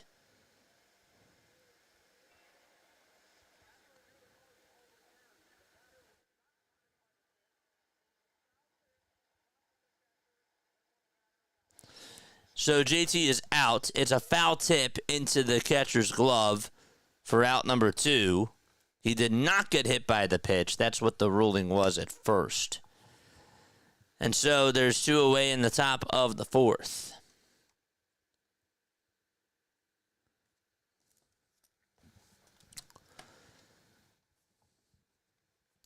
Now Nick Castellanos comes up, and he takes a pitch that's off the plate for ball 1. Casty flied out in the second, so he's 0 for 1. The 1-0 pitch, swing and a miss. That slider was on the outside corner.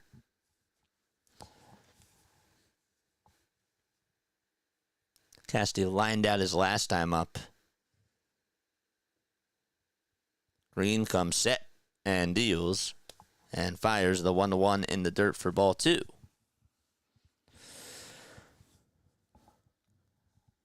Reds are 34-27 at home. 2-1 pitch to Casty. That's in there for a called strike at 99 miles per hour.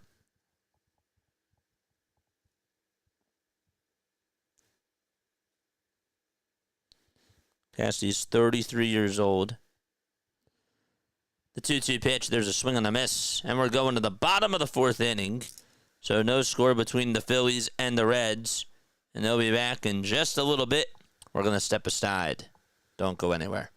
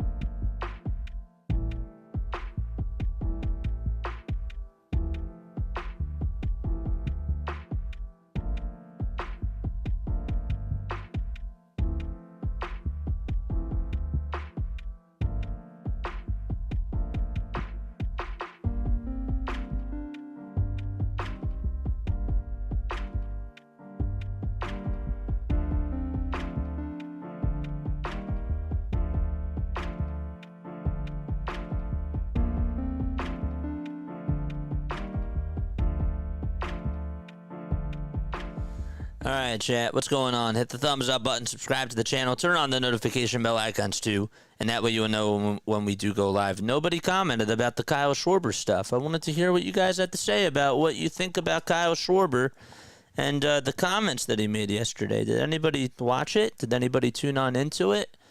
Did you see that he caught the ceremonial first pitch? Did that make you annoyed? Did that not make you annoyed? I want to hear your thoughts. I really do. Bottom of the fourth. Nobody on. And Elly De La Cruz will lead off the inning. Do you guys think he's even going to be a Philly next year because of what happened? The pitch. And there's a swing and a miss.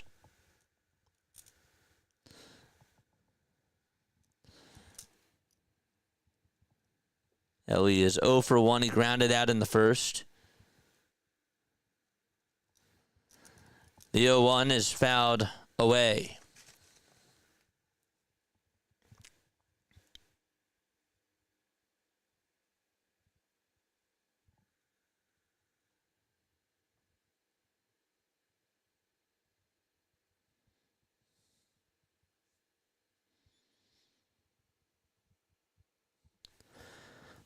Here it is, and a strike 3 called in the bottom of the fourth inning. All right, and there is out number 1.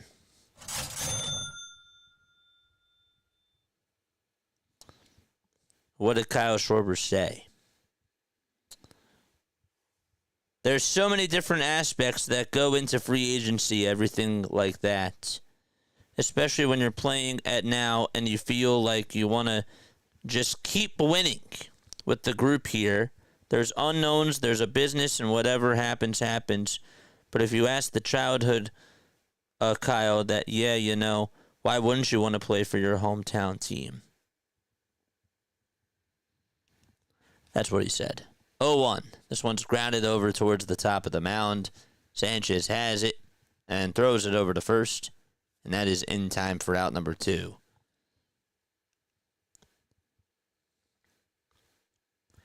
So yeah, that is what he said.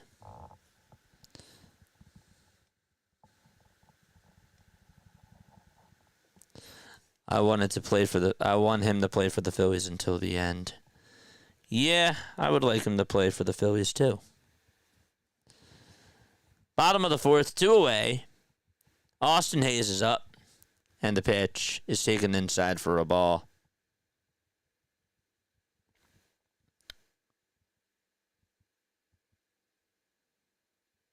If you ask the childhood Kyle that, yeah, you know, why wouldn't you want to play for your hometown team? Some people have a problem with that. I don't know if I do, but do you guys have a problem with that? With him saying that? 1 ball, 1 strike. We're in the bottom of the fourth. There's 2 away. Nobody on. And Austin Hayes is up at the plate.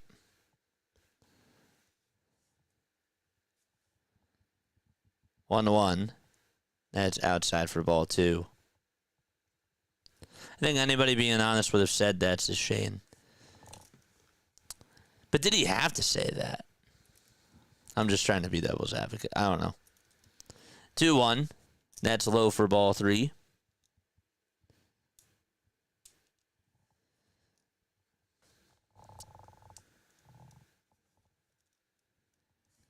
Three balls, 1 strike. 2 away, bottom of the fourth. And the 3-1 pitch to Austin Hayes is outside for ball 4. And so there's a 2-out walk issued by Christopher Sanchez. And Hayes does get aboard. We're at 327 people watching. Make sure you guys hit the thumbs up button and continue to subscribe to the channel. Let's get those subs up, baby. Let's go. If they don't sign Schwarber, they won't make the playoffs next year. Was not my question, but I hear you. The pitch. Line drive, base hit, down the left field line. That's going all the way towards the corner. Austin Hayes is rounding third. He's being waved home. Turner with the throw to the plate. It's late. JT's throw to third base. That's in time. But the Reds do score a run. It's listed as an RBI double by Noelvi Marte. And he was out at third trying to extend it into a triple. And the inning is over. Reds are thinking about challenging this. Can't tell if they're going to do so, so wait for it 1 sec. Third base coach is signaling for them to challenge it.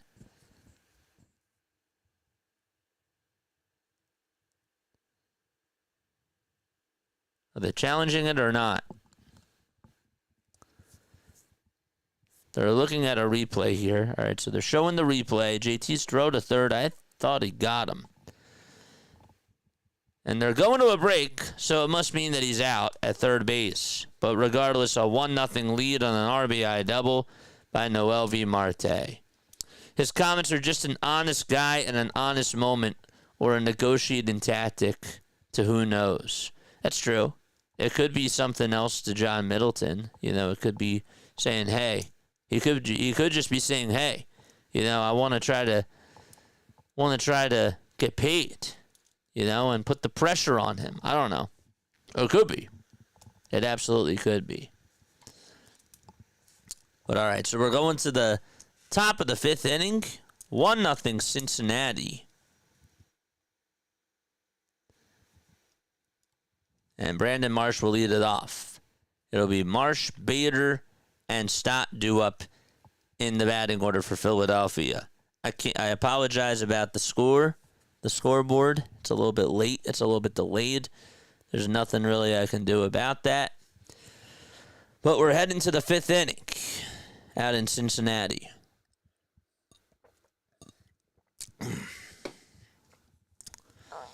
Oh, boy.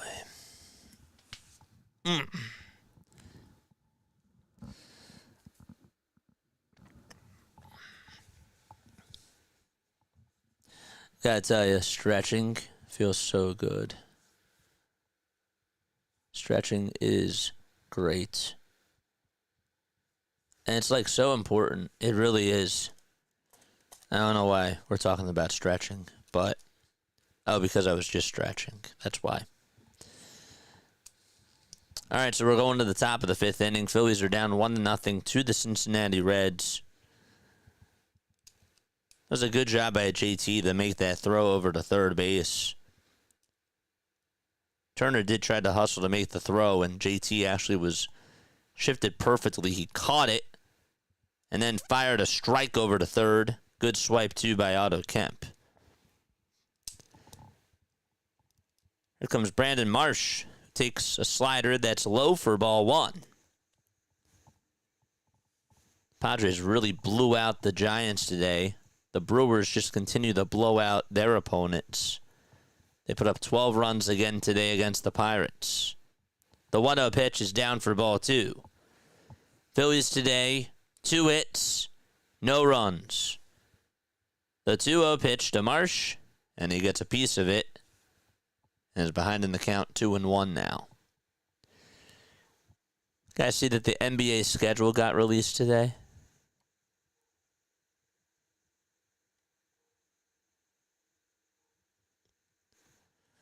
Two balls, 1 strike. The 2-1 to Marsh. That's in there for strike 2. It didn't fully get released. I should scratch that. They released the opening day schedule for the Philadelphia 76ers. They're playing the Boston Celtics on October 31st, on Halloween. 2-2. This one's grounded over towards first base, and Steer has it, picks it up, and takes it to the bag for out number 1.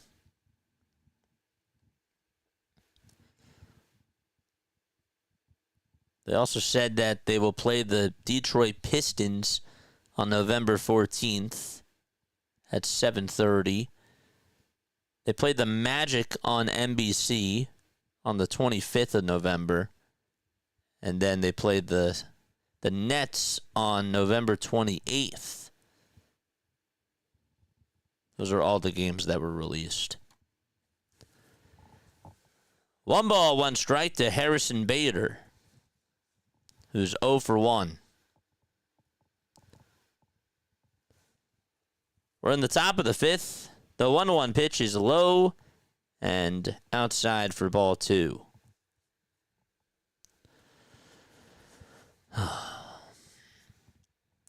I need this team to provide some energy. Hit that thumbs up button. Subscribe to the channel, too, if you have not done so already. The 2-1 debater, and he takes a called strike on the inside corner.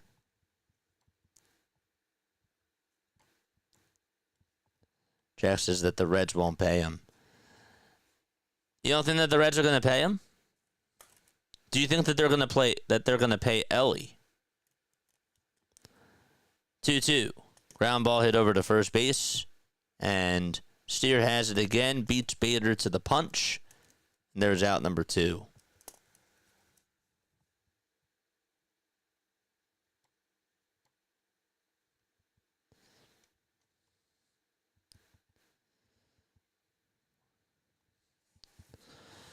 So 2 away in the top of the 5th inning.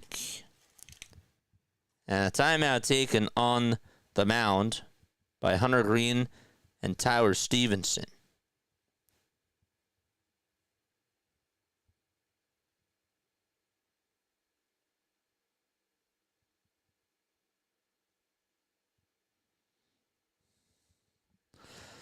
So Bryson Stott is coming on up to the plate.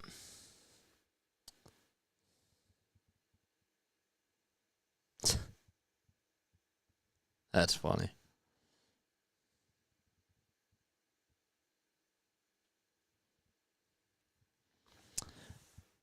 The pitch, and that's taken for a ball. So it's 1 ball, no strikes. Greene gets the signs, and the 1-0 is swung on and missed. And that makes the count now 1-1.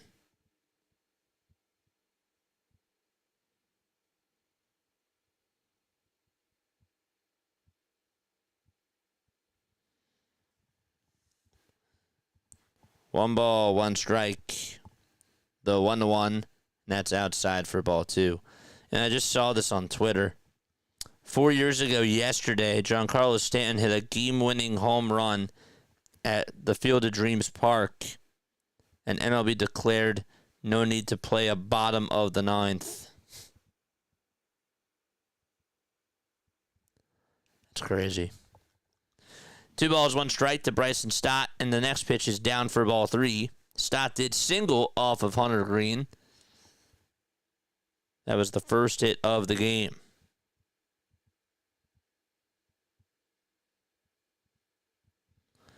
The 3-1 pitch, and that's at the knees for strike 2.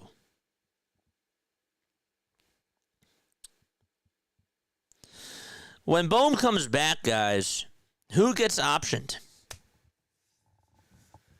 Who goes back down? 3-2 pitch and a foul ball. That one goes out of play. I think it's going to be Wes. I think Wes gets sent back down. I really do. 3 balls, 2 strikes. Top of the 5th, 2 away. The payoff pitch to Stott, and he flies this one out towards straightaway center field. The catch is made, though, by Friedel in front of the track, and the inning is over. We're going to the bottom of the 5th inning. Phillies down 1-0 against the Cincinnati Reds. But, yeah. How did the Reds score? They got an RBI double. The RBI double came in the bottom of the 4th inning, and it was from Noel V. Marte. He was out at third, though, trying to extend it into a triple. But, yeah, that's how the Reds got the lead. Christopher Sanchez pitching for Philadelphia, 53 pitches, 37 strikes, 3 hits allowed, 1 earned run. He has struck out 6 batters. He's been good overall. Hunter Greene has just been better. 70 pitches, 49 strikes, 5 innings, 2 hits, 5 strikeouts. He's been pretty dominant so far. Kepler goes down. I don't know. Send Schwarber down. Wes Wilson, obviously. Well,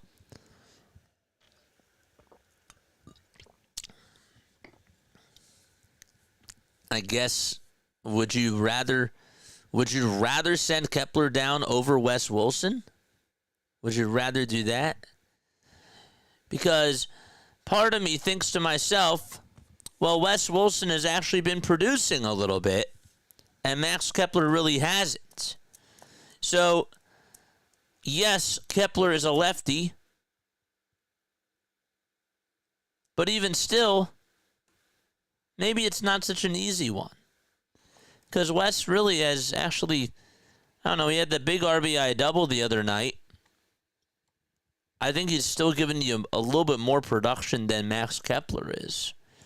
But I also don't see the Phillies doing that. You know, I don't think that they're going to option him just because they paid him money. So, and it wouldn't be a good look, if you will. But if it were me, I would actually think about optioning Max Kepler down to AAA. But that's me. I would think about it. Not saying that I would do it. But I don't really think it's like a cut and dry thing. Travis is sorry I'm a Reds fan. You don't have to apologize. You don't have to apologize, my friend. Bottom of the fifth. 1-0 Cincinnati. Tyler Stevenson is up. And he takes a called strike. Does Kepler have options? Now that I don't know. I wish that there was a site that told you how many options each player has. If anybody knows, let me know. I always forget about that being a thing too. 0-1. That's down for a ball.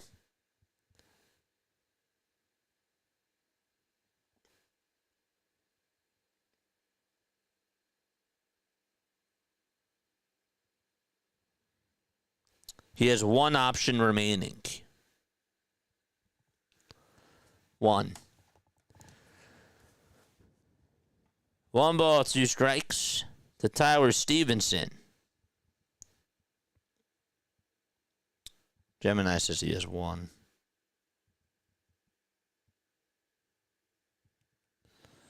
The pitch. This one's grounded over to short. Turner has it and throws it over to first. And that's in time for out number 1. So 1 gone in the bottom of the fifth.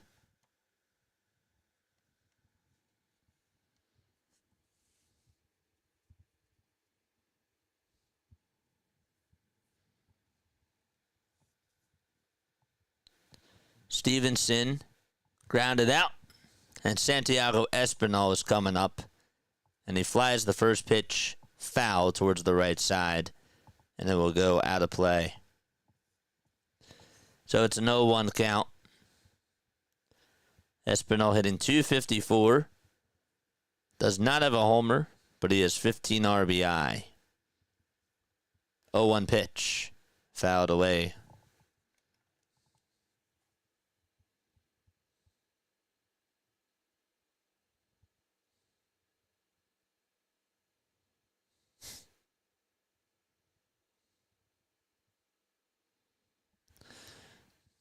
No balls, 2 strikes. Espinal in the box. Sanchez on the hill, and the 0-2 pitch is flied out over towards left center field.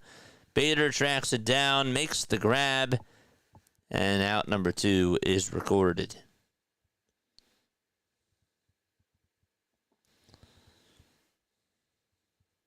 Just need this offense to be better. They're not really doing a lot at all. Now it'll be Cabrian Hayes, who singled in the third. Sanchez has looked pretty confident out there. And the pitch, it's inside and low for a ball. Braves and Mets are underway. They're actually in a rain delay, I beg your pardon.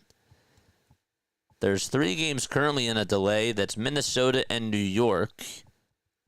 The Twins taking on the Yankees. The Braves and the Mets, they're in a delay too. And the Mariners and the Orioles, they're in a delay as well.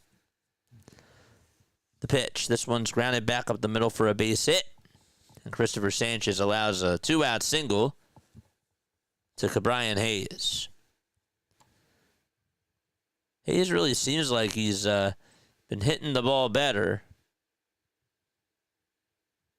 over the last 3 games or so. He's gotten 3 hits in his last 4 games combined.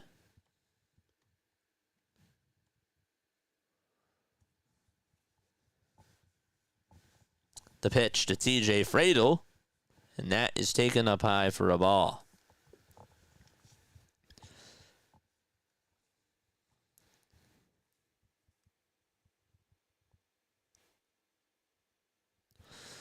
One ball, no strikes. There's the 1-0, and that's outside for ball 2.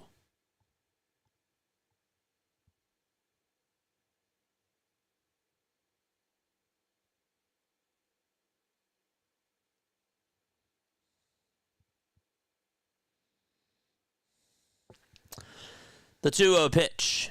There's a fly ball. This one's hit out towards left center field. Bader is on the run, but he's called off by Marsh. And the catch is made for out number 3. And we go to the top of the 6th inning. It's a 1-0 ball game. Cincinnati out in front. One last step up. We will be right back. While we're in this break really quickly, I do want us to go say hi to somebody. Let's go say hi to BW and check up on him. All right? They are currently in a delay over there, so let's go say hi to BW. There's the link. We'll be right back.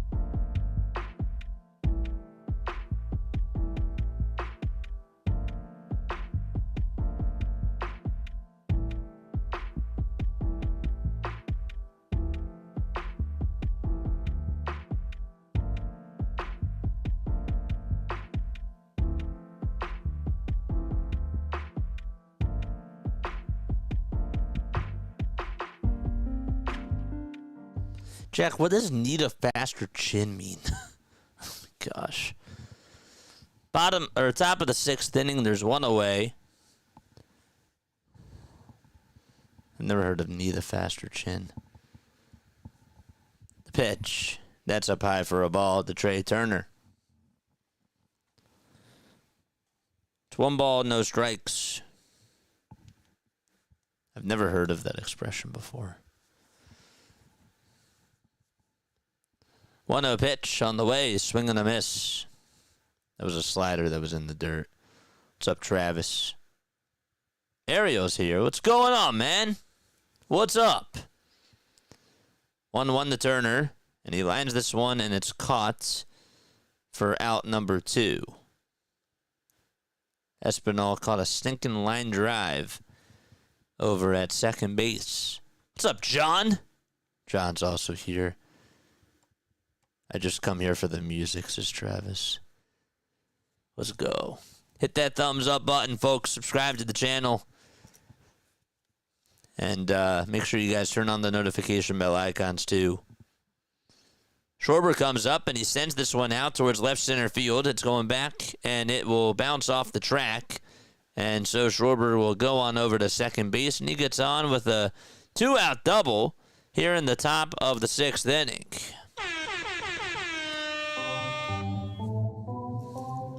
There's a base runner, and a runner in scoring position as well. Attaboy, Kyle. George! So Schwarber goes on over to second base. 2 away, top of the 6th. Tying run in scoring position. That's Kyle's 18th double of the season. And Bryce Harper comes up. And the pitch. There's a swing and a miss.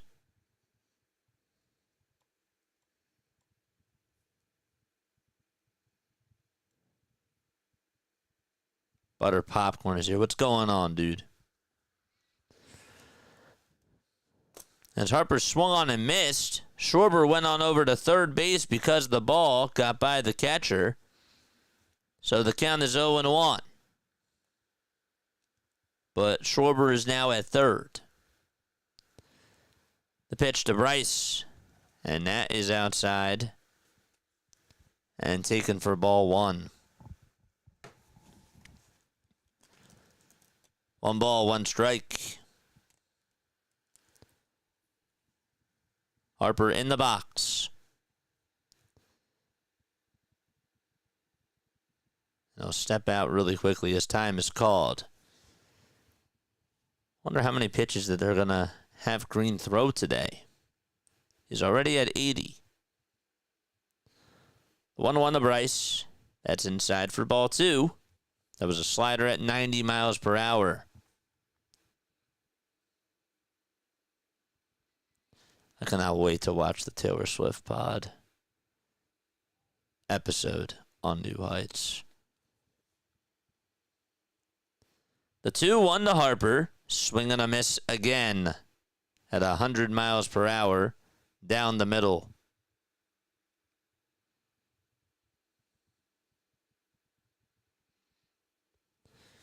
Two balls, 2 strikes to Bryce Harper. There's 5 seconds left on the pitch clock.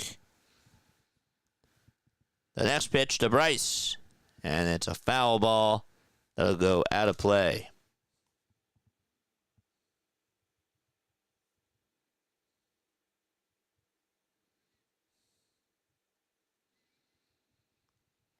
Harper has a .298 career batting average against Cincinnati. He has homered 16 times against the Reds in 57 games. 2-2 pitch, and that's inside for ball 3. 37 RBIs and 37 runs scored as well.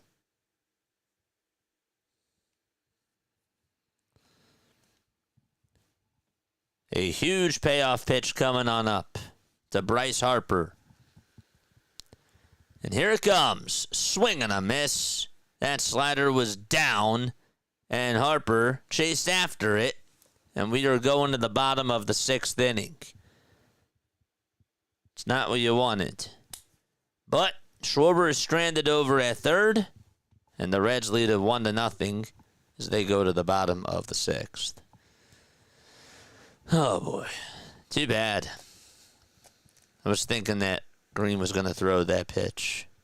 I literally thought to myself, he's going to go slider down. And he did.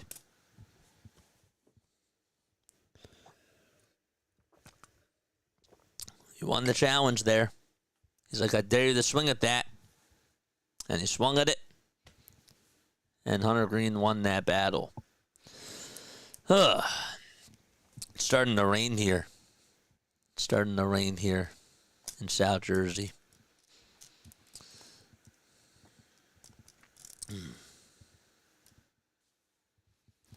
So we're going to the bottom of the 6th inning. It's still a 1-0 ball game out in Cincinnati. In case you're wondering how we got here, the Reds got an RBI double from Noelvi Marte. That was back in the bottom of the 4th inning off of Christopher Sanchez. Mets just made a move. They called up prospect Nolan McLean. He's the number 3 prospect in the Mets farm system. They wanted him to try to boost up the starting rotation. McLean's 24 years old. He had an 8-5 record with a 2.45 ERA in 21 games, including 18 starts between Binghamton and Syracuse.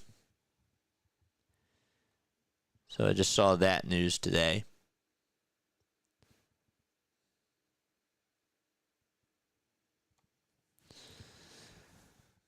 We're going to the bottom of the 6th. It's a 1-0 ball game. Hopefully you're all doing well. The pitch. This one's flat out towards right center field. Bader gets under it, makes the grab, and 1 pitch, 1 out in the bottom of the 6th inning. Travis says that they're going to walk Harper here. They tested him. They definitely tested them. If JJ was that bad, he would have walked. Dude, that was a critical at-bat. Elly De La Cruz comes on up, and Elly takes a called strike at the knees. It's a slider.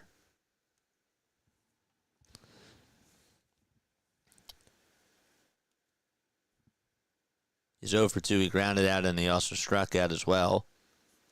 Here's the 0-1 pitch. There's a swing and a miss on a changeup.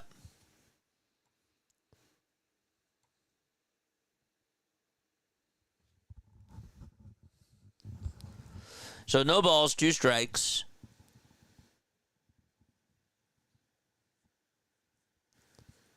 Sanchez winds up and deals, and the pitch is outside for ball 1. So the count is now 1-2. Graham Ashcraft is warming up in the Cincinnati Reds bullpen.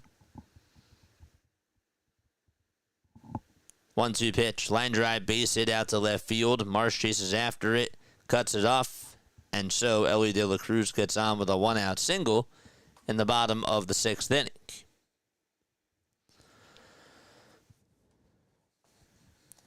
Let's see where this pitch was. I want to see the replay of that. It looked like it sort of flattened out at the end from Christopher Sanchez. They're not going to show a replay, but regardless, it looked like it was just a flat changeup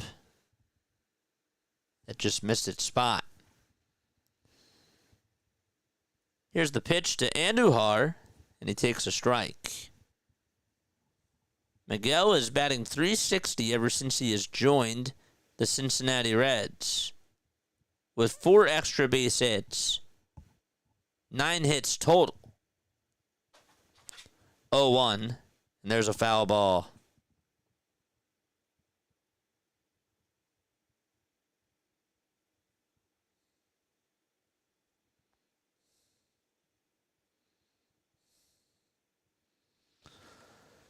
No balls, 2 strikes. 1 away in the bottom of the 6th. The toss back over to first. It's not in time.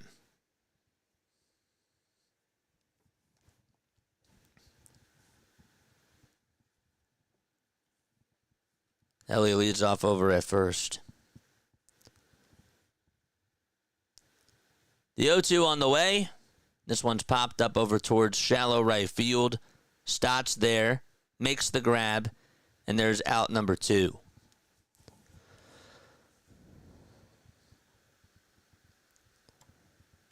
I love that. JJ, if you could play for any team other than the Phillies, what team would you play for?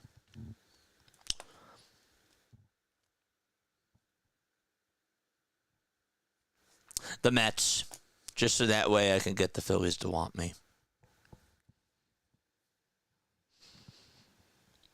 2 outs, bottom of the 6th.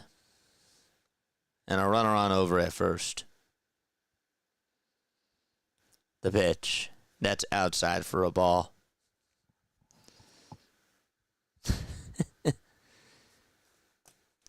JJ would have had a bunt hit. Dude, I can't understand why Harper swung at that pitch. I don't get it. 1-0. That's barely inside for ball 2. There's no offense. Oh, boy. They got to wake up. They just got to wake up. 2 balls, no strikes to Austin Hayes. Toss back over to first. Not in time.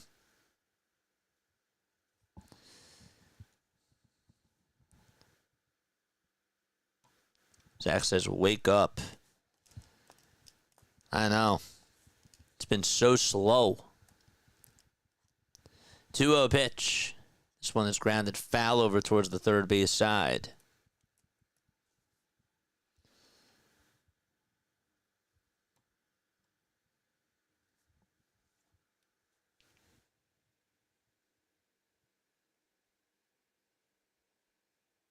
Okay.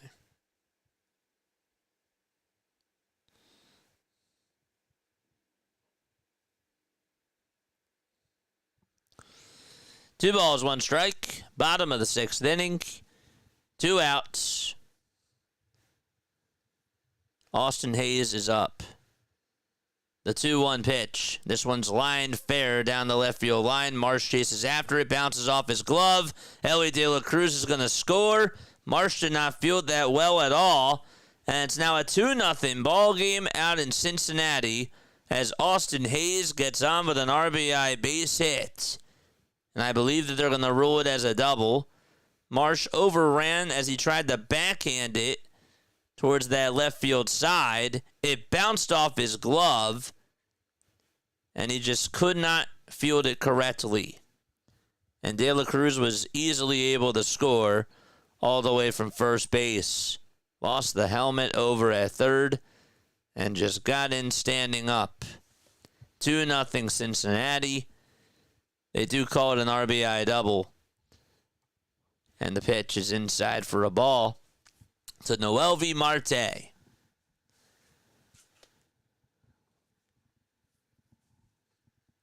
One ball, no strikes to Marte.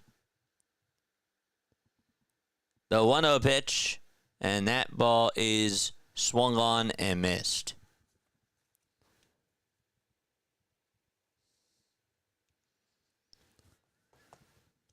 Marte had an RBI double in the 4th.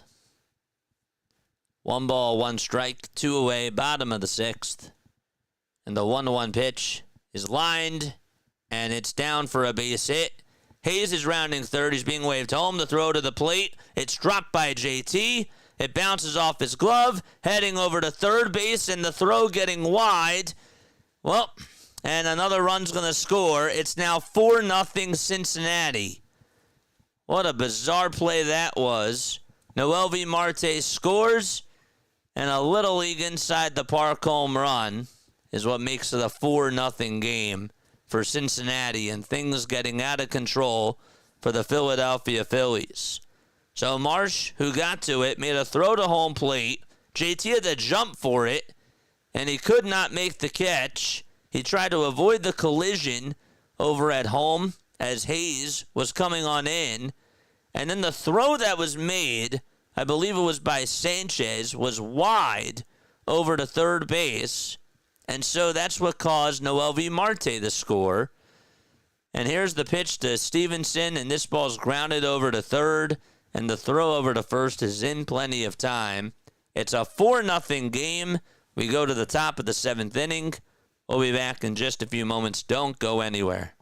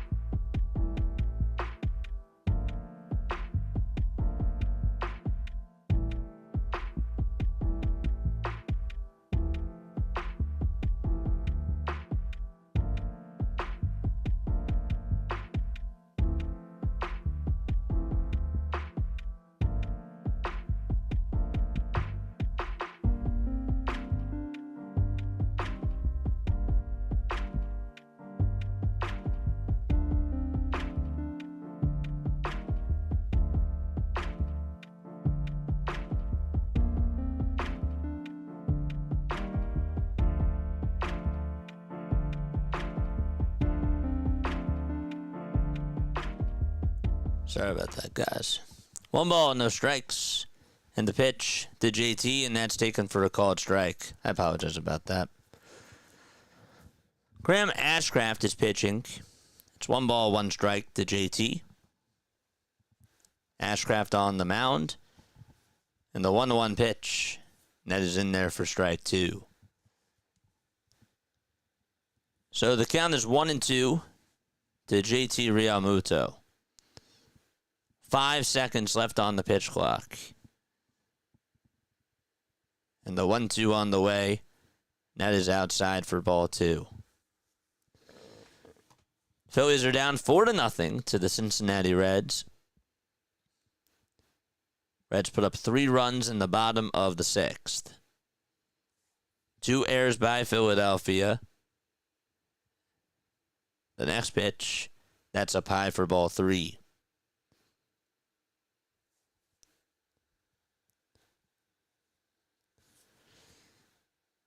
Payoff pitch. That's a foul ball.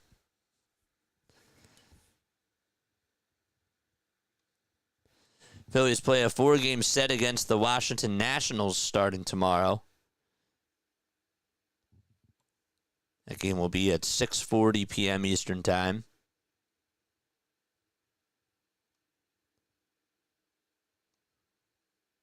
(6:45 p.m. Eastern Time). 3-2 pitch to JT. Ground ball hit over towards the hole. Elly has it, throws it over to first, and makes it look so easy. And there is out number 1 in the top of the 7th inning. So Elly does a good job backhanding it, throwing it over to first, and the first out is recorded. Just a really good defensive player. I got to tell you, he's just a star in the making. Top of the 7th, 1 away. And now Castellanos comes up, and he swings and misses at the slider that was on the outside corner. The ball is 1 strike.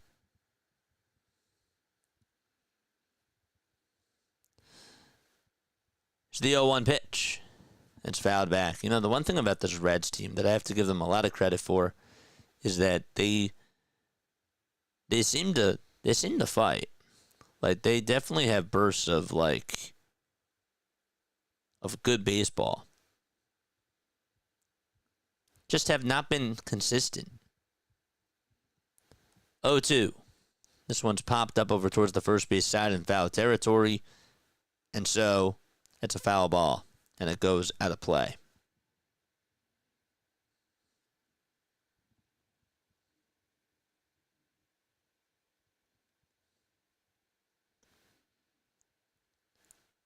Ashcraft is 27 years old. Grew up in Gurley, Alabama. Went to Huntsville High School. Was a 12th round pick by the Dodgers, but decided not to sign with the team. Then he enrolled at Mississippi State.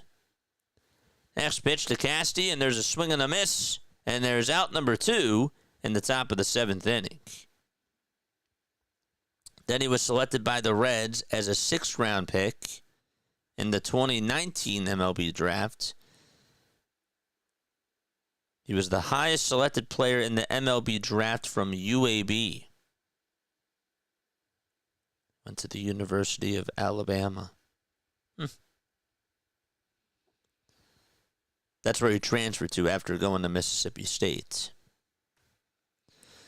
The ball is 1 strike to Brandon Marsh, and the pitch is down and in for ball 1. So it's a 1 ball, 1 strike count. 2 outs in the top of the 7th inning. Ashcraft gets set above the belt, and the 1-1 is high. Of course, we got our trivia question after this, so make sure that you stay on for that.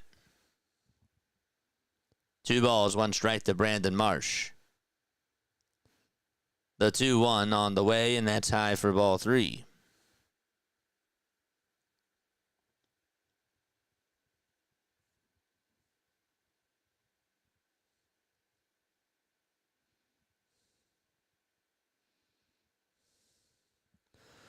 3-1 pitch, ground ball, hit over towards the right side. Second baseman has it, throws it over to first, and the inning is over.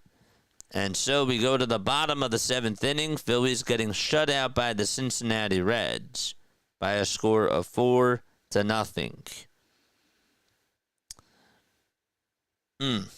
All righty. I'm going to ask you a Phillies trivia question, and if you get it right, you will hear this. If you get it wrong, though, you will hear this. Does anybody know, on this day, which Phillies player was inducted into the Philadelphia Baseball Hall of Fame?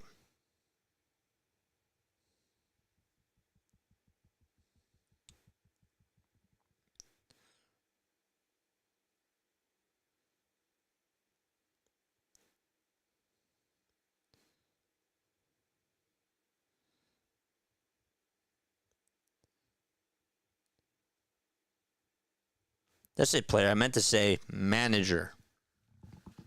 Do you know which manager was inducted into the Philadelphia Baseball Hall of Fame on this day? I'm like a little bit off today. I got a lot going on.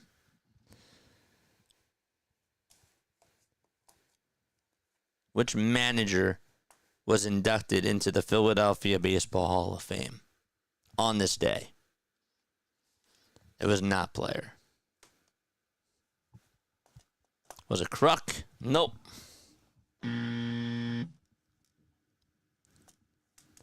Was a manager. Was it Danny Ozark? Nope. Inducted on this day in 1988. Dallas Greene. Nope. No idea, Rob Thompson. Anybody else want to guess? Jordan Romano is going to go out there to pitch in the bottom of the 7th inning. Phillies down by 4. And the pitch is taken down and away for a ball.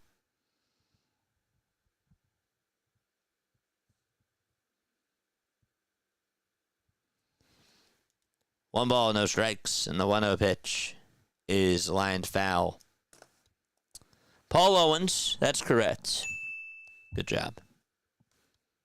Paul Owens was correct. Inducted into the Phillies Hall of Fame in 1988. 1-1. This one's grounded foul over towards the third base side. Paul, of course, was the manager of the Phillies from he was actually a manager from 72 and 83 to 84, but he was also the GM from 72 to 84.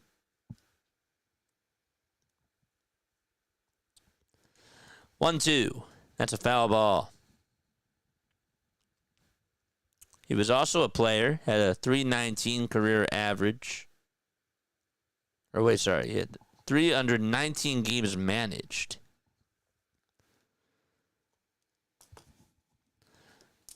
One ball, two strikes.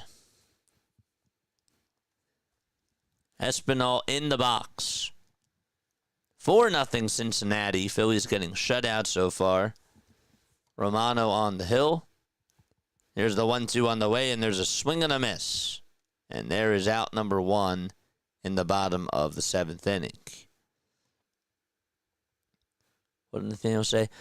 This Reds team could upset the Phillies in the postseason. They steal a lot of bases, and like Arizona, and Terry Francona is their manager. Yeah, no, this Reds team is, they're not a joke. They really aren't. Brian Hayes comes on up, and he takes the first pitch in there for a strike. I think that they're pretty well managed. I think that they have a good structure. I really feel that way. 0-1. That's a foul ball. They just got to get on into the dance. Tony Santillan is warming up in the Reds bullpen.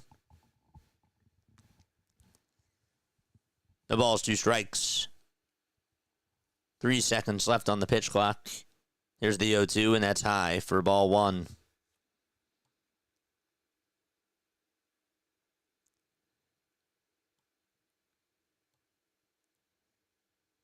These games are still delayed. Wow. 1-2 pitch. That's up high for ball 2. So the Orioles and Mariners are still in a delay. Twins and Yankees, I believe, are still in a delay, and so are the Braves and the Mets. The pitch. That's a foul ball. Cabrian is 2 for 2 today. The count is tied up at 2 apiece. Romano gets set above the belt, and the 2-2 is fouled away again.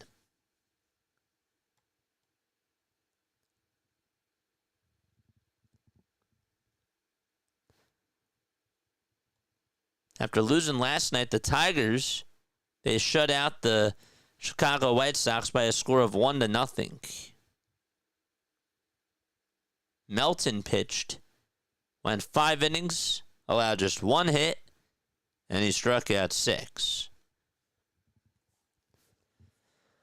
3-2 is the count. TJ Fredo waits in the on-deck circle. It's Joe Rogan. 3-2. That's down. And so a 1-out walk issued here in the bottom of the 7th inning.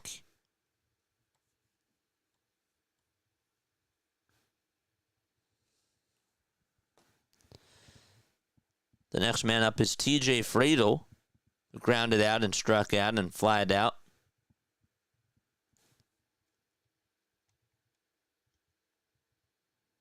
The pitch. That's low.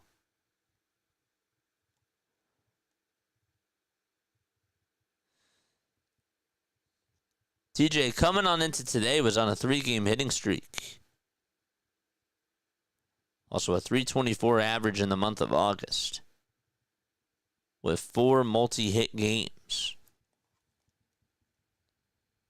The next pitch, and that's taken for a called strike. Jordan Romano pitching for the Philadelphia Phillies. Well, it's gone 1/3 of an inning so far. Did give up a walk. Did strike out a batter. The 1-1 is high for ball 2. Has not allowed a run since July 25th, but has only pitched in 4 outings since July 25th.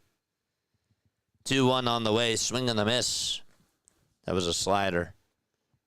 He did pitch on Monday and went 1 inning. Did strike out a batter and threw 10 pitches.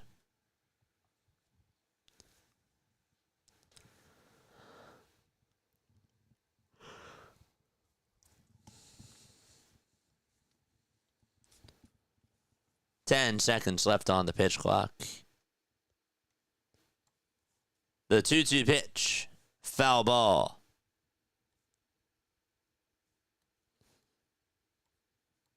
Hit that thumbs up button and subscribe to the channel too, folks, if you have not done so already.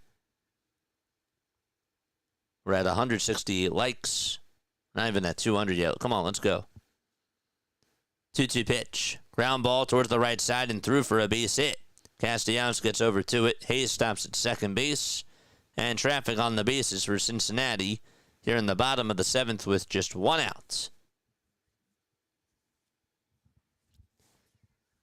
But the ball in play and good things happen, and that's exactly what TJ Fredo did. Got on top of the pitch, but just executed. Got the ball through the hole.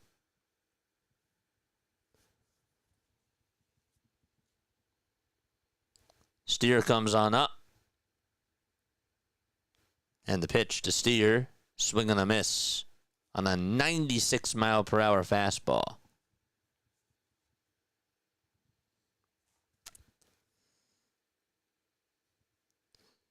The thing that's just been a little bit annoying is that this team just has not shown any fight.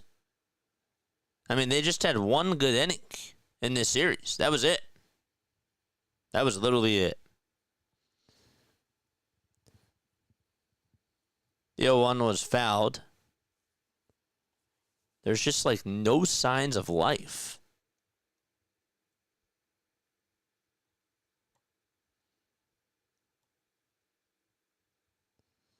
O2 pitch on the way, swing and a miss. And so there is out number 2.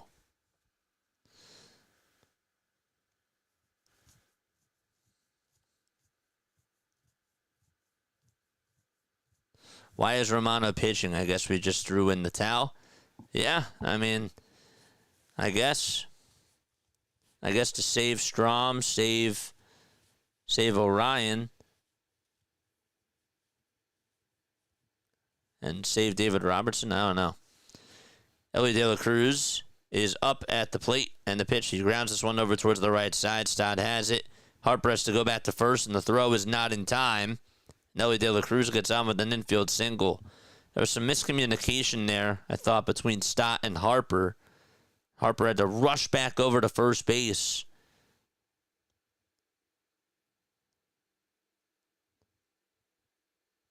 And Harper, yeah, that was Stott's ball. That was Stott's ball, and Stott had to wait for him to go on over to first. So the bases are loaded, 2 away, bottom of the 7th. And now Miguel Andujar is up. And the pitch is outside for a ball. Strom should not be saved, says Michael. I just don't understand that. Stott had to wait for him to go on over to first. 1-0. That's down and away for ball 2. And so it's a 2-0 count.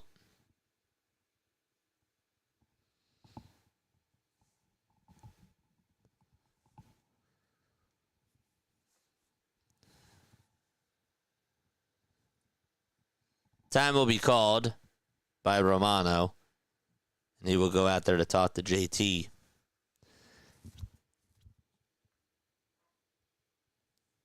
Joe Ross is now warming up in the pen for Philadelphia. 2 balls, no strikes.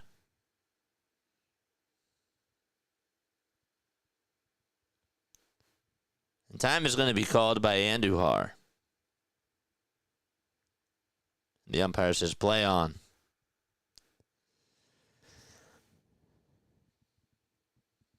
Romano deals from the stretch and throws a strike.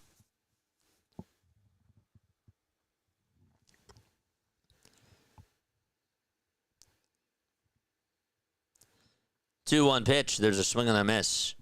It's also just like the Phillies have to, you would think that these sort of miscues, if you will, would just be worked on during spring training. Like Harper not going on over to first base. And Stott, that's his ball. Same thing with Brandon Marsh missing the cutoff. And Christopher Sanchez's bad throw. These are just mental mistakes, it seems like, that the Phillies are making. 2 balls, 2 strikes. The 2-2 on the way, and it's chopped foul towards the third base side.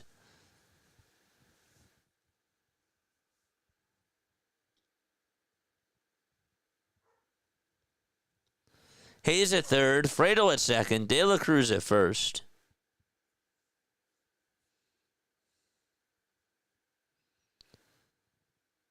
Andujar at the plate. And the 2-2 pitch. And this one is flied out over towards deep left field. It's going back towards the track, and Marsh looks up. It's gone. And the floodgates have opened. Romano knew it. It was a meatball. And it's now an 8-0 ball game. The Cincinnati Reds just blew it wide open.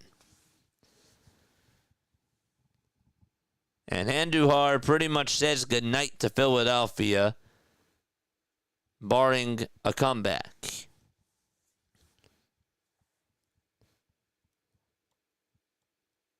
everything unfolding for the Phillies. And that thing just went on out of here. And Miguel Andujar just continues to swing a hot bat for this Reds team. That's inexcusable. And Romano, his night is done. Phillies will make a call to the bullpen. And Romano is going back to the dugout. He is not happy with himself. I mean, Bryce Harper is to blame for that. And just the Phillies. I mean, also Rob going to Romano there. I don't understand that philosophy either. And Romano himself just cannot give up that pitch. He cannot do that. That was a bad pitch. Why on earth would he throw that? That to me looked like, I don't know, he decides to go. So he goes with 6 sliders in a row. And then the slider that he throws, okay, is right at the knees. So Andujar knows he's going to be getting a slider. He's not going to test him with a fastball. So he's just going to continue to throw the slider. And that was right in his zone. And he knocked it out. 6 sliders in a row. Maybe you want to change it up, throw a fastball. I don't know. It's a little bit outside. You still have a pitch to play with. Regardless, though, it's an 8-0 ball game. The Reds have opened up the game wide open. And there's still 2 outs in the bottom of the 7th inning. But, yeah. Here comes Brian. Brian, Mr. Negadolfian. It's crazy.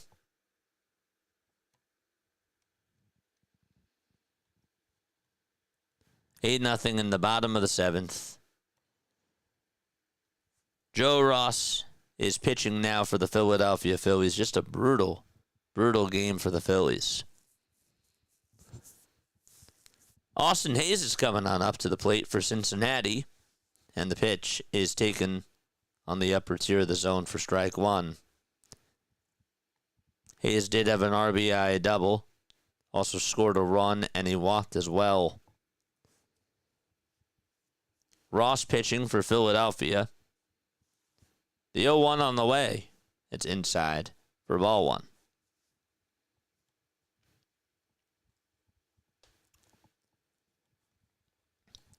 One ball, 1 strike. 3 seconds left on the pitch clock. And the 1-1 is outside for ball 2. 10 hits for Cincinnati. 8 runs scored. In total, they are 3 for 4 with runners in scoring position. And they've only left 3 guys on base. 2-1, and this one's flied out over towards deep right field. Castellanos goes back towards the track, and he just has enough room to make the grab. And the 3rd out is recorded. We're going to the 8th inning. The Reds have Miguel Andujar hit a grand slam. And the Phillies are down to their final 6 outs against the Cincinnati Reds. Bader will lead it off for Philadelphia. And then it'll be Stott and Kemp that are due up. Wonder when the Braves-Mets game is going to take place, because they just have not started yet. Let's take a look at the out-of-town scores. The Astros, they currently lead at 2-1 against the Boston Red Sox. That game is in the top of the 4th inning. The Cubs have a 2-0 lead in the top of the 5th against the Toronto Blue Jays. Reds beating the Phillies 8-0. We also have Mariners and Orioles, Twins and Yankees, and Braves-Mets. All 3 of those games in a rain delay right now. The Marlins, though, 6 runs for them against Jose Ramirez and the Cleveland Guardians. They lead at 6-4 there in the top of the 5th inning. Miami is up at the plate. Some final scores. The Padres absolutely clobbered the San Francisco Giants. 11-1 was the final score. The Tigers, they shut out the White Sox 1-0. The Diamondbacks, they came back and they won again this afternoon. Ketel Marte had his second game in a row where he gave him the lead on a go-ahead homer in the 9th inning. The Rockies, they won 6-5. Final score between the Diamondbacks and the Rangers, 6-4. The Nationals, they won 8-7 against the Kansas City Royals. And the Milwaukee Brewers, they won by a score of 12-5 against the Pittsburgh Pirates. Here comes Scott Barlow. He will pitch for the Reds. 57 games, a 6-0 record, and a 3.66 earned run average as well.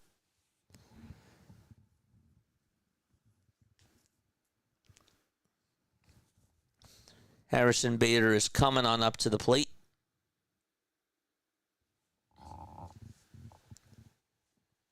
The pitch to Bader, that is way outside for ball 1.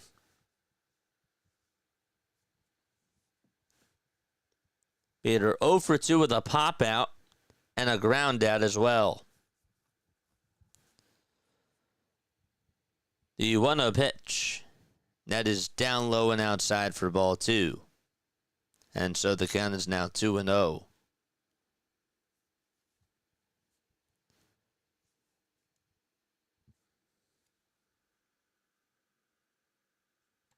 Everybody loves Romano. 2-0. That misses outside and low for ball 3.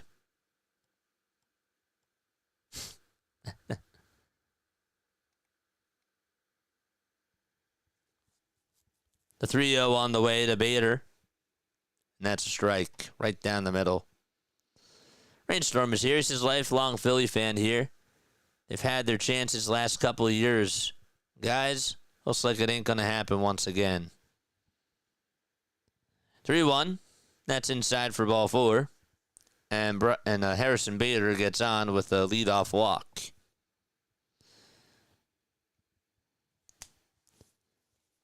That's how we start off the top of the 8th inning.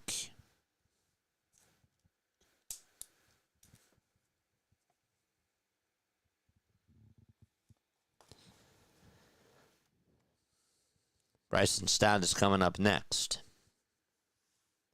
He did single in the 3rd off of Hunter Greene. And Greene pitched really well today. The pitch is outside for a ball. And so time is called by Tyler Stevenson. Don't forget to like, don't forget to subscribe. Hit the bell icons too. And that way you will know when we do go live.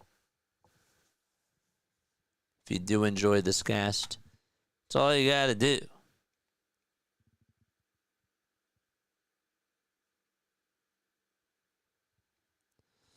One ball, no strikes. It's starting to rain here. Not in Cincinnati. 1-0. That's outside for ball 2. So just in case we do lose power, that's why. Because of this starting to rain. There's lightning. 2 balls, no strikes. The 2-0 pitch is on the outside corner for strike 1.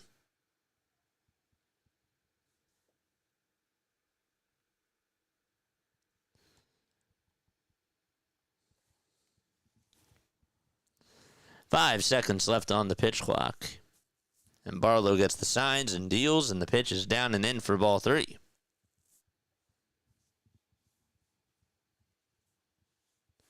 Three balls, one strike. 9 pitches from Scott Barlow, and he has not looked good so far.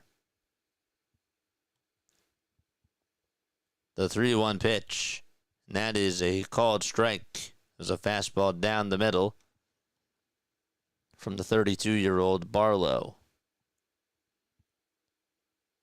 Barlow was a member of the Royals for 6 seasons 5.5, really. 3-2 pitch, ground ball hit over to first base. The throw, the second, there's one. The throw over to first, and stop beats out the throw. So it's just a 3-6 fielder's choice. After he was with the Royals, he ended up going to the San Diego Padres. Then he was with the Cleveland Guardians last year at a 4.25 ERA. This year it's at 3.66. Otto Kemp is coming up.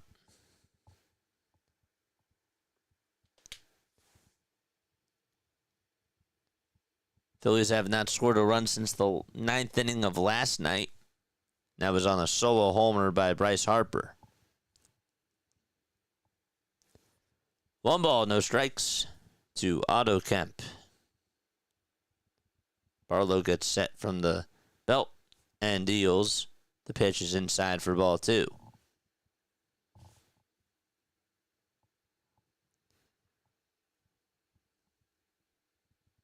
The 2-0 to Kemp. That's on the inside corner for a called strike. It was at 91 miles per hour. It's all good. Stott will save the day by stealing second base. 2-1. Low and outside for ball 3. That's the third 3-ball count that Barlow has had to deal with.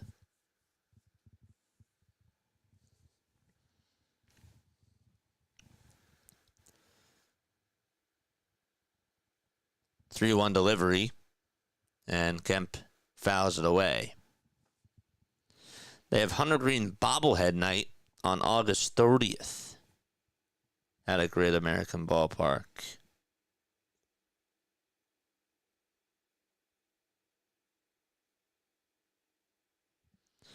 Three-two pitch, and that hits Otto Kemp. And so he's going to go on over to first base. So there's 2 runners on with 1 out here in the top of the 8th inning for Philadelphia. The bobblehead night is going to be on the 30th, and that is against the St. Louis Cardinals. When's the Phillies' next bobblehead night?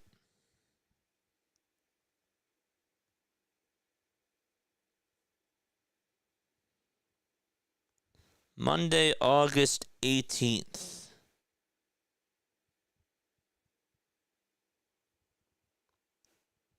Oh, it's a theme night. So we have a timeout taken on the mound. Harry Potter night is Tuesday, August 19th. They also have the Strike Out the Stigma Empowering Youth Athletes going on the same night as Harry Potter night. The first 4,000 fans to purchase tickets through this event will receive a voucher for an exclusive Phillies Harry Potter house hat. House hats are available on a first-come, first-served basis. Here comes Trey Turner, and the pitch is taken for a strike. They want you to come dressed as your favorite witch or wizard and show your Hogwarts house pride. 0-1 to Turner. This one's grounded over to shortstop. The underhand to throw the second. There's 1. No throw made over to first. You get to play Quidditch. They have a quaffle toss near first base. And potion making station at the break, which is behind section 210. That's pretty cool. That'd be a good one to go to. Terry Francona is going to make a move for the Cincinnati Reds as Kyle Schwarber comes on up to the plate. And that's going to be it for his pitcher, Scott Barlow.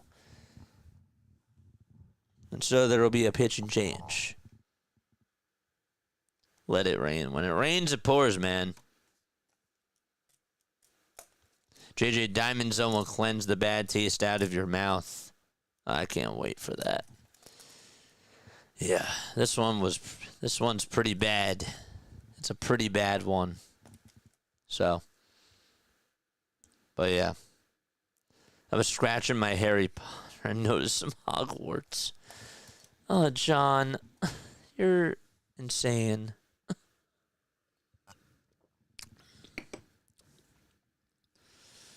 No wonder why I don't always read your chats out loud. The offense suffers from Avada Kedavra.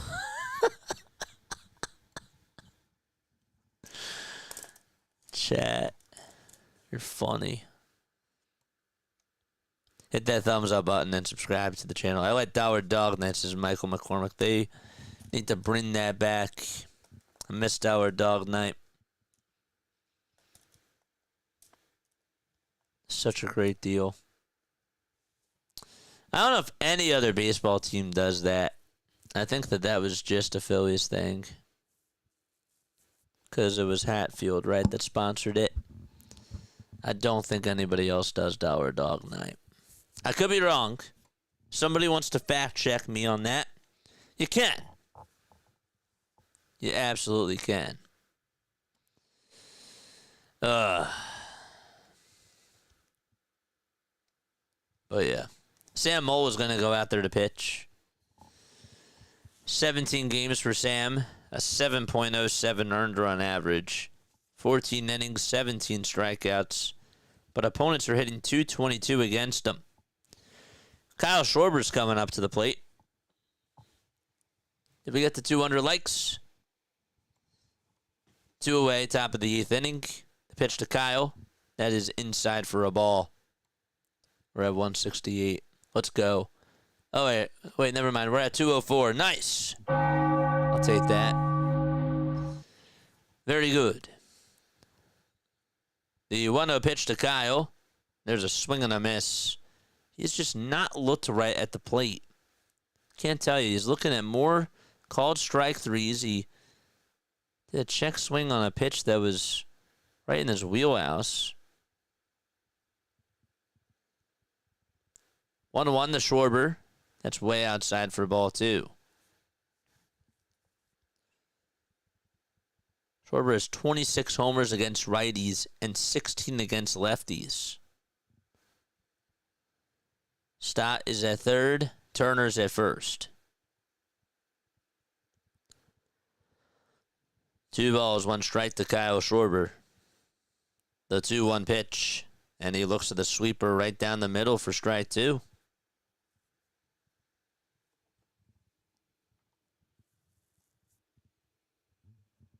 Mole wants another baseball, and he will certainly get it.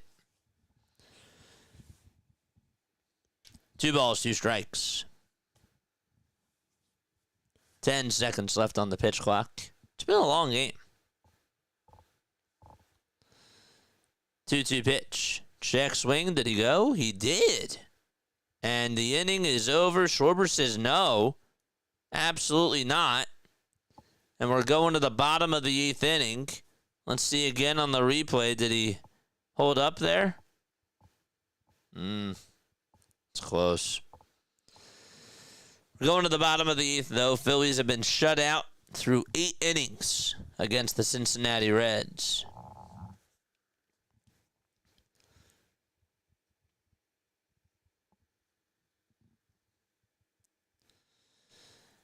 Chat, this Phillies team is just so inconsistent. They're doing so well.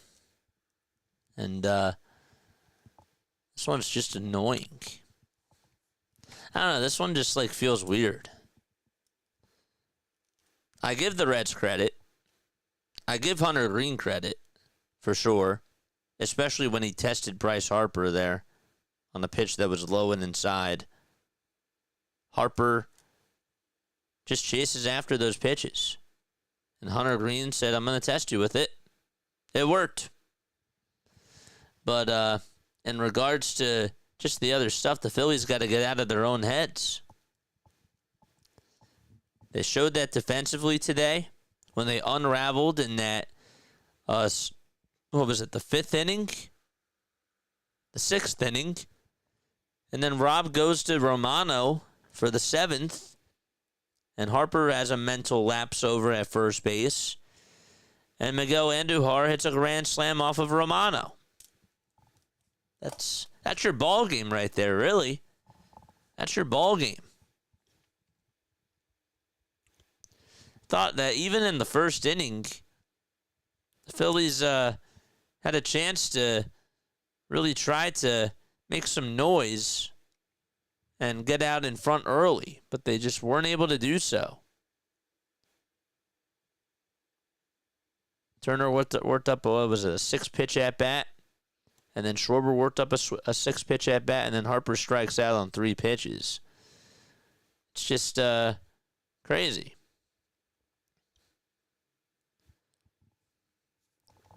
Hit that thumbs up button and subscribe to the channel. Bring back Dower Dog Night. I agree.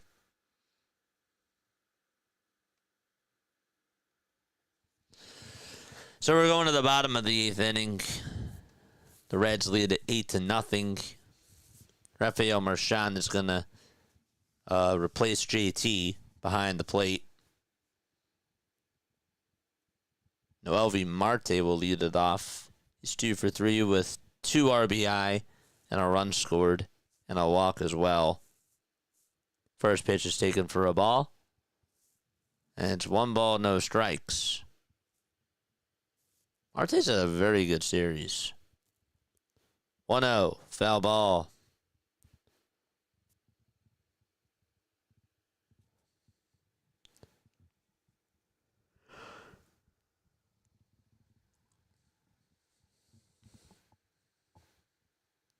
Five seconds left on the pitch clock.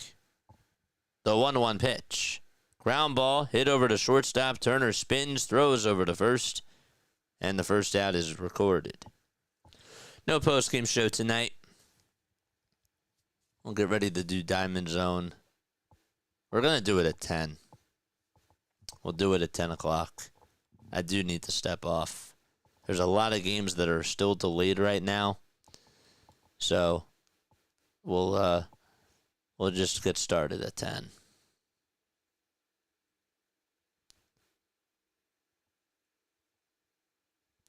Did the Orioles just call their game? Did it get postponed? The ball is 1 strike.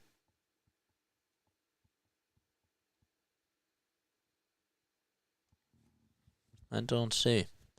Oh, the Orioles are on. They're in the top of the 2nd. Okay. The ball is 1 strike.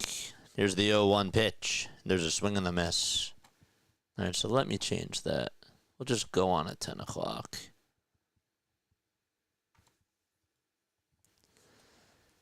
Tyler Stevenson, 0 for 3. Emilio Pagan is warming up in the Reds bullpen. The count is 0-2. And he will pitch the 9th inning. The 0-2 pitch. It's a foul ball.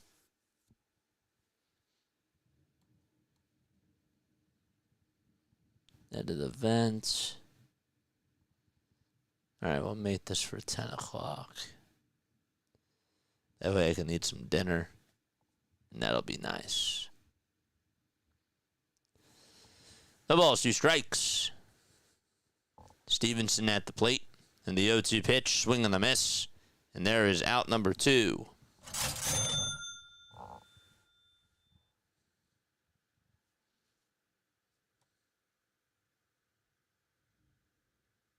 Let's go. Joseph says, I don't think Milwaukee will run in October. Feels like the 0-2 A's, but I also don't think the Phillies go anywhere either. My sense is that San Diego will come from the wild card and roll to the NLCS and blow out LA. So you don't think that San Diego is going to win the division. You think that they're going to take the wild card, because I think I said this before, I don't see the Dodgers winning this division. I see the Padres doing it. No balls, 1 strike. The 0-1 pitch. And that is outside for a ball. People were laughing at me for saying that the Blue Jays were going to go to the World Series during the beginning of the season. Remember that? Now it's starting to look a little bit better. 1-1. Foul ball. I did technically say that, if you guys remember.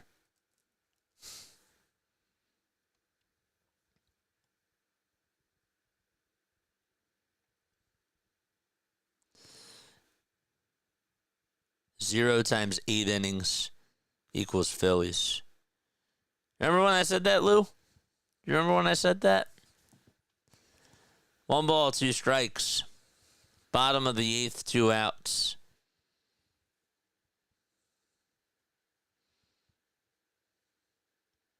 The 1-2 pitch. And a called strike 3 on the outside corner at the knees.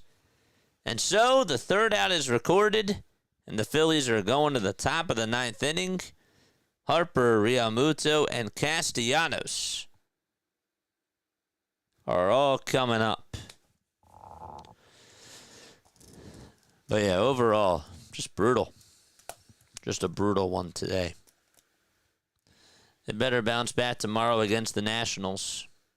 But it's not how you want to finish out a series against the Reds.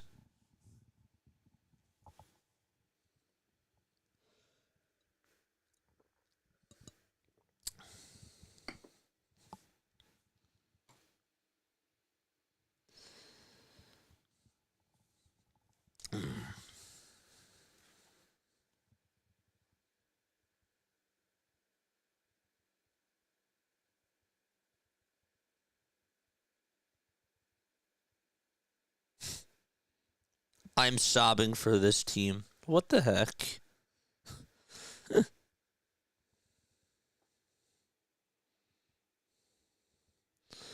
Philly Nation tweeted out 23 hours ago. Here's something interesting. So fascinated with the Ranger free agency. It's a roller coaster of emotions. At times I wonder if he's worth a $100+ million deal. At times, like right now, I contemplate if I would even offer him the qualifying offer. If he's offered the qualifying offer, would he take it? He hired Boris to get a bag. He's got good overall stats, has the postseason career, but it's pretty easy to see how giving him a nice payday would immediately backfire. Love him to death. Just a fascinating free agency. I could not have said that any better. Really.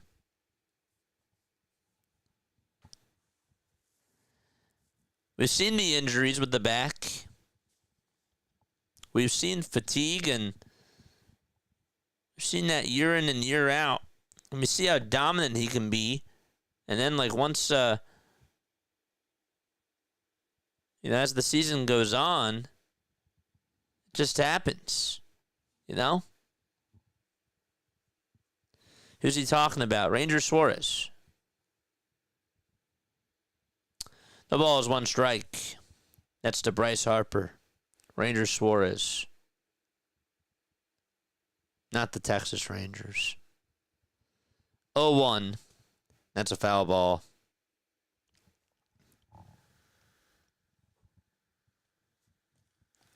But yeah, it's like an interesting combo. It really is. Emilio Pagan pitching for the Cincinnati Reds. The 0-2 pitch. It's grounded foul.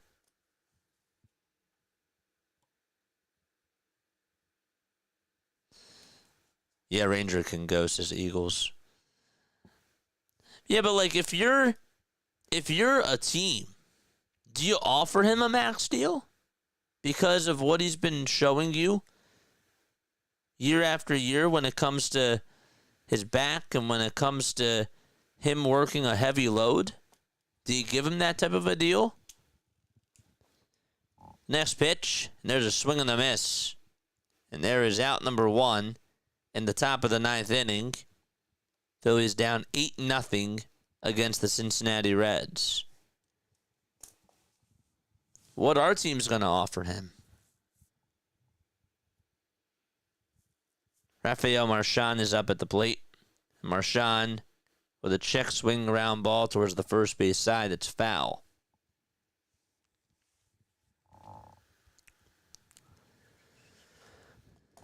A 192 average for Rafael Marchand. 1 homer, 6 RBI.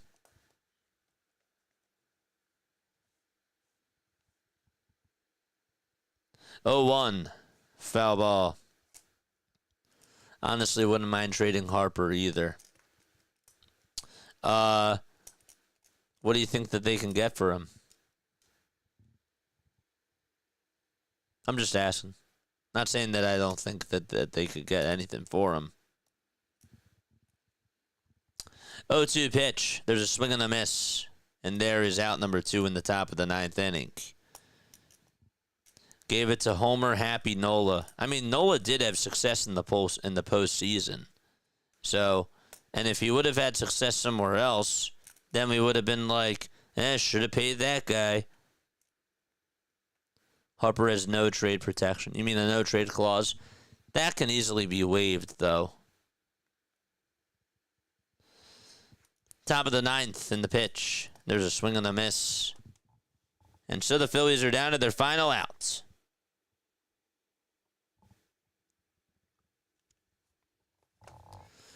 No balls, 1 strike. And here's the 0-1 pitch. This one's flied out over towards right field. This should do it. And the catch is made by Noelvi Marte. The ball game is over, and the Phillies get shut out by a final score of 8-0. And so the Reds take 2 out of 3 against the Philadelphia Phillies. The fireworks go off out in Cincinnati, and the Phillies looking to try to get back on track tomorrow as they take on the Washington Nationals. Alrighty. Final words from me. Overall, not a good effort at all from the Phillies. They looked like they were asleep. They really did. They looked like that they just were not engaged at all. There was a lot of defensive miscues. The offense looked bad at times. And again, I gave Hunter Greene credit. I thought that he pitched well, but I also thought that the Phillies could have done a better job with their approach and with their plate discipline against him. I did not think that they executed well at all. When they got runners on, did not play small ball. Stott didn't. There was one point where he got on with a single. He didn't steal. You gotta run. You gotta play small ball there. And why do you do that? To get into Hunter Greene's head. It's simple. And they just were not able to do that. So that part, I certainly critique the Phillies for that, especially Rob, the base coaches, and really specifically the players for not executing well at all. But yeah, they'll be back at it tomorrow, and we'll see if they can bounce back against the Washington Nationals. But look, they were going to lose a series. Figured that it was going to come. Am I really angry about this? No. Am I disappointed that they lost this series? Yeah, I'm disappointed with their effort today specifically. Specifically today, they just didn't have the effort. Sanchez had a bad throw over to third. Brandon Marsh made a bad play out in left field. And Bryce Harper had a bad play at first. And that all came back to bite them. And the offense was silent. Absolutely silent. So, and Romano just can't pitch. He's just, he just can't pitch. So, but yeah, all right, I'm going to wrap it up. I'll be back tonight at 10 o'clock p.m. Eastern Time. If you guys want to tune on in, you can. And yeah, I'll catch you all on the next one. Love you all very, very much. And I will see you very, very soon.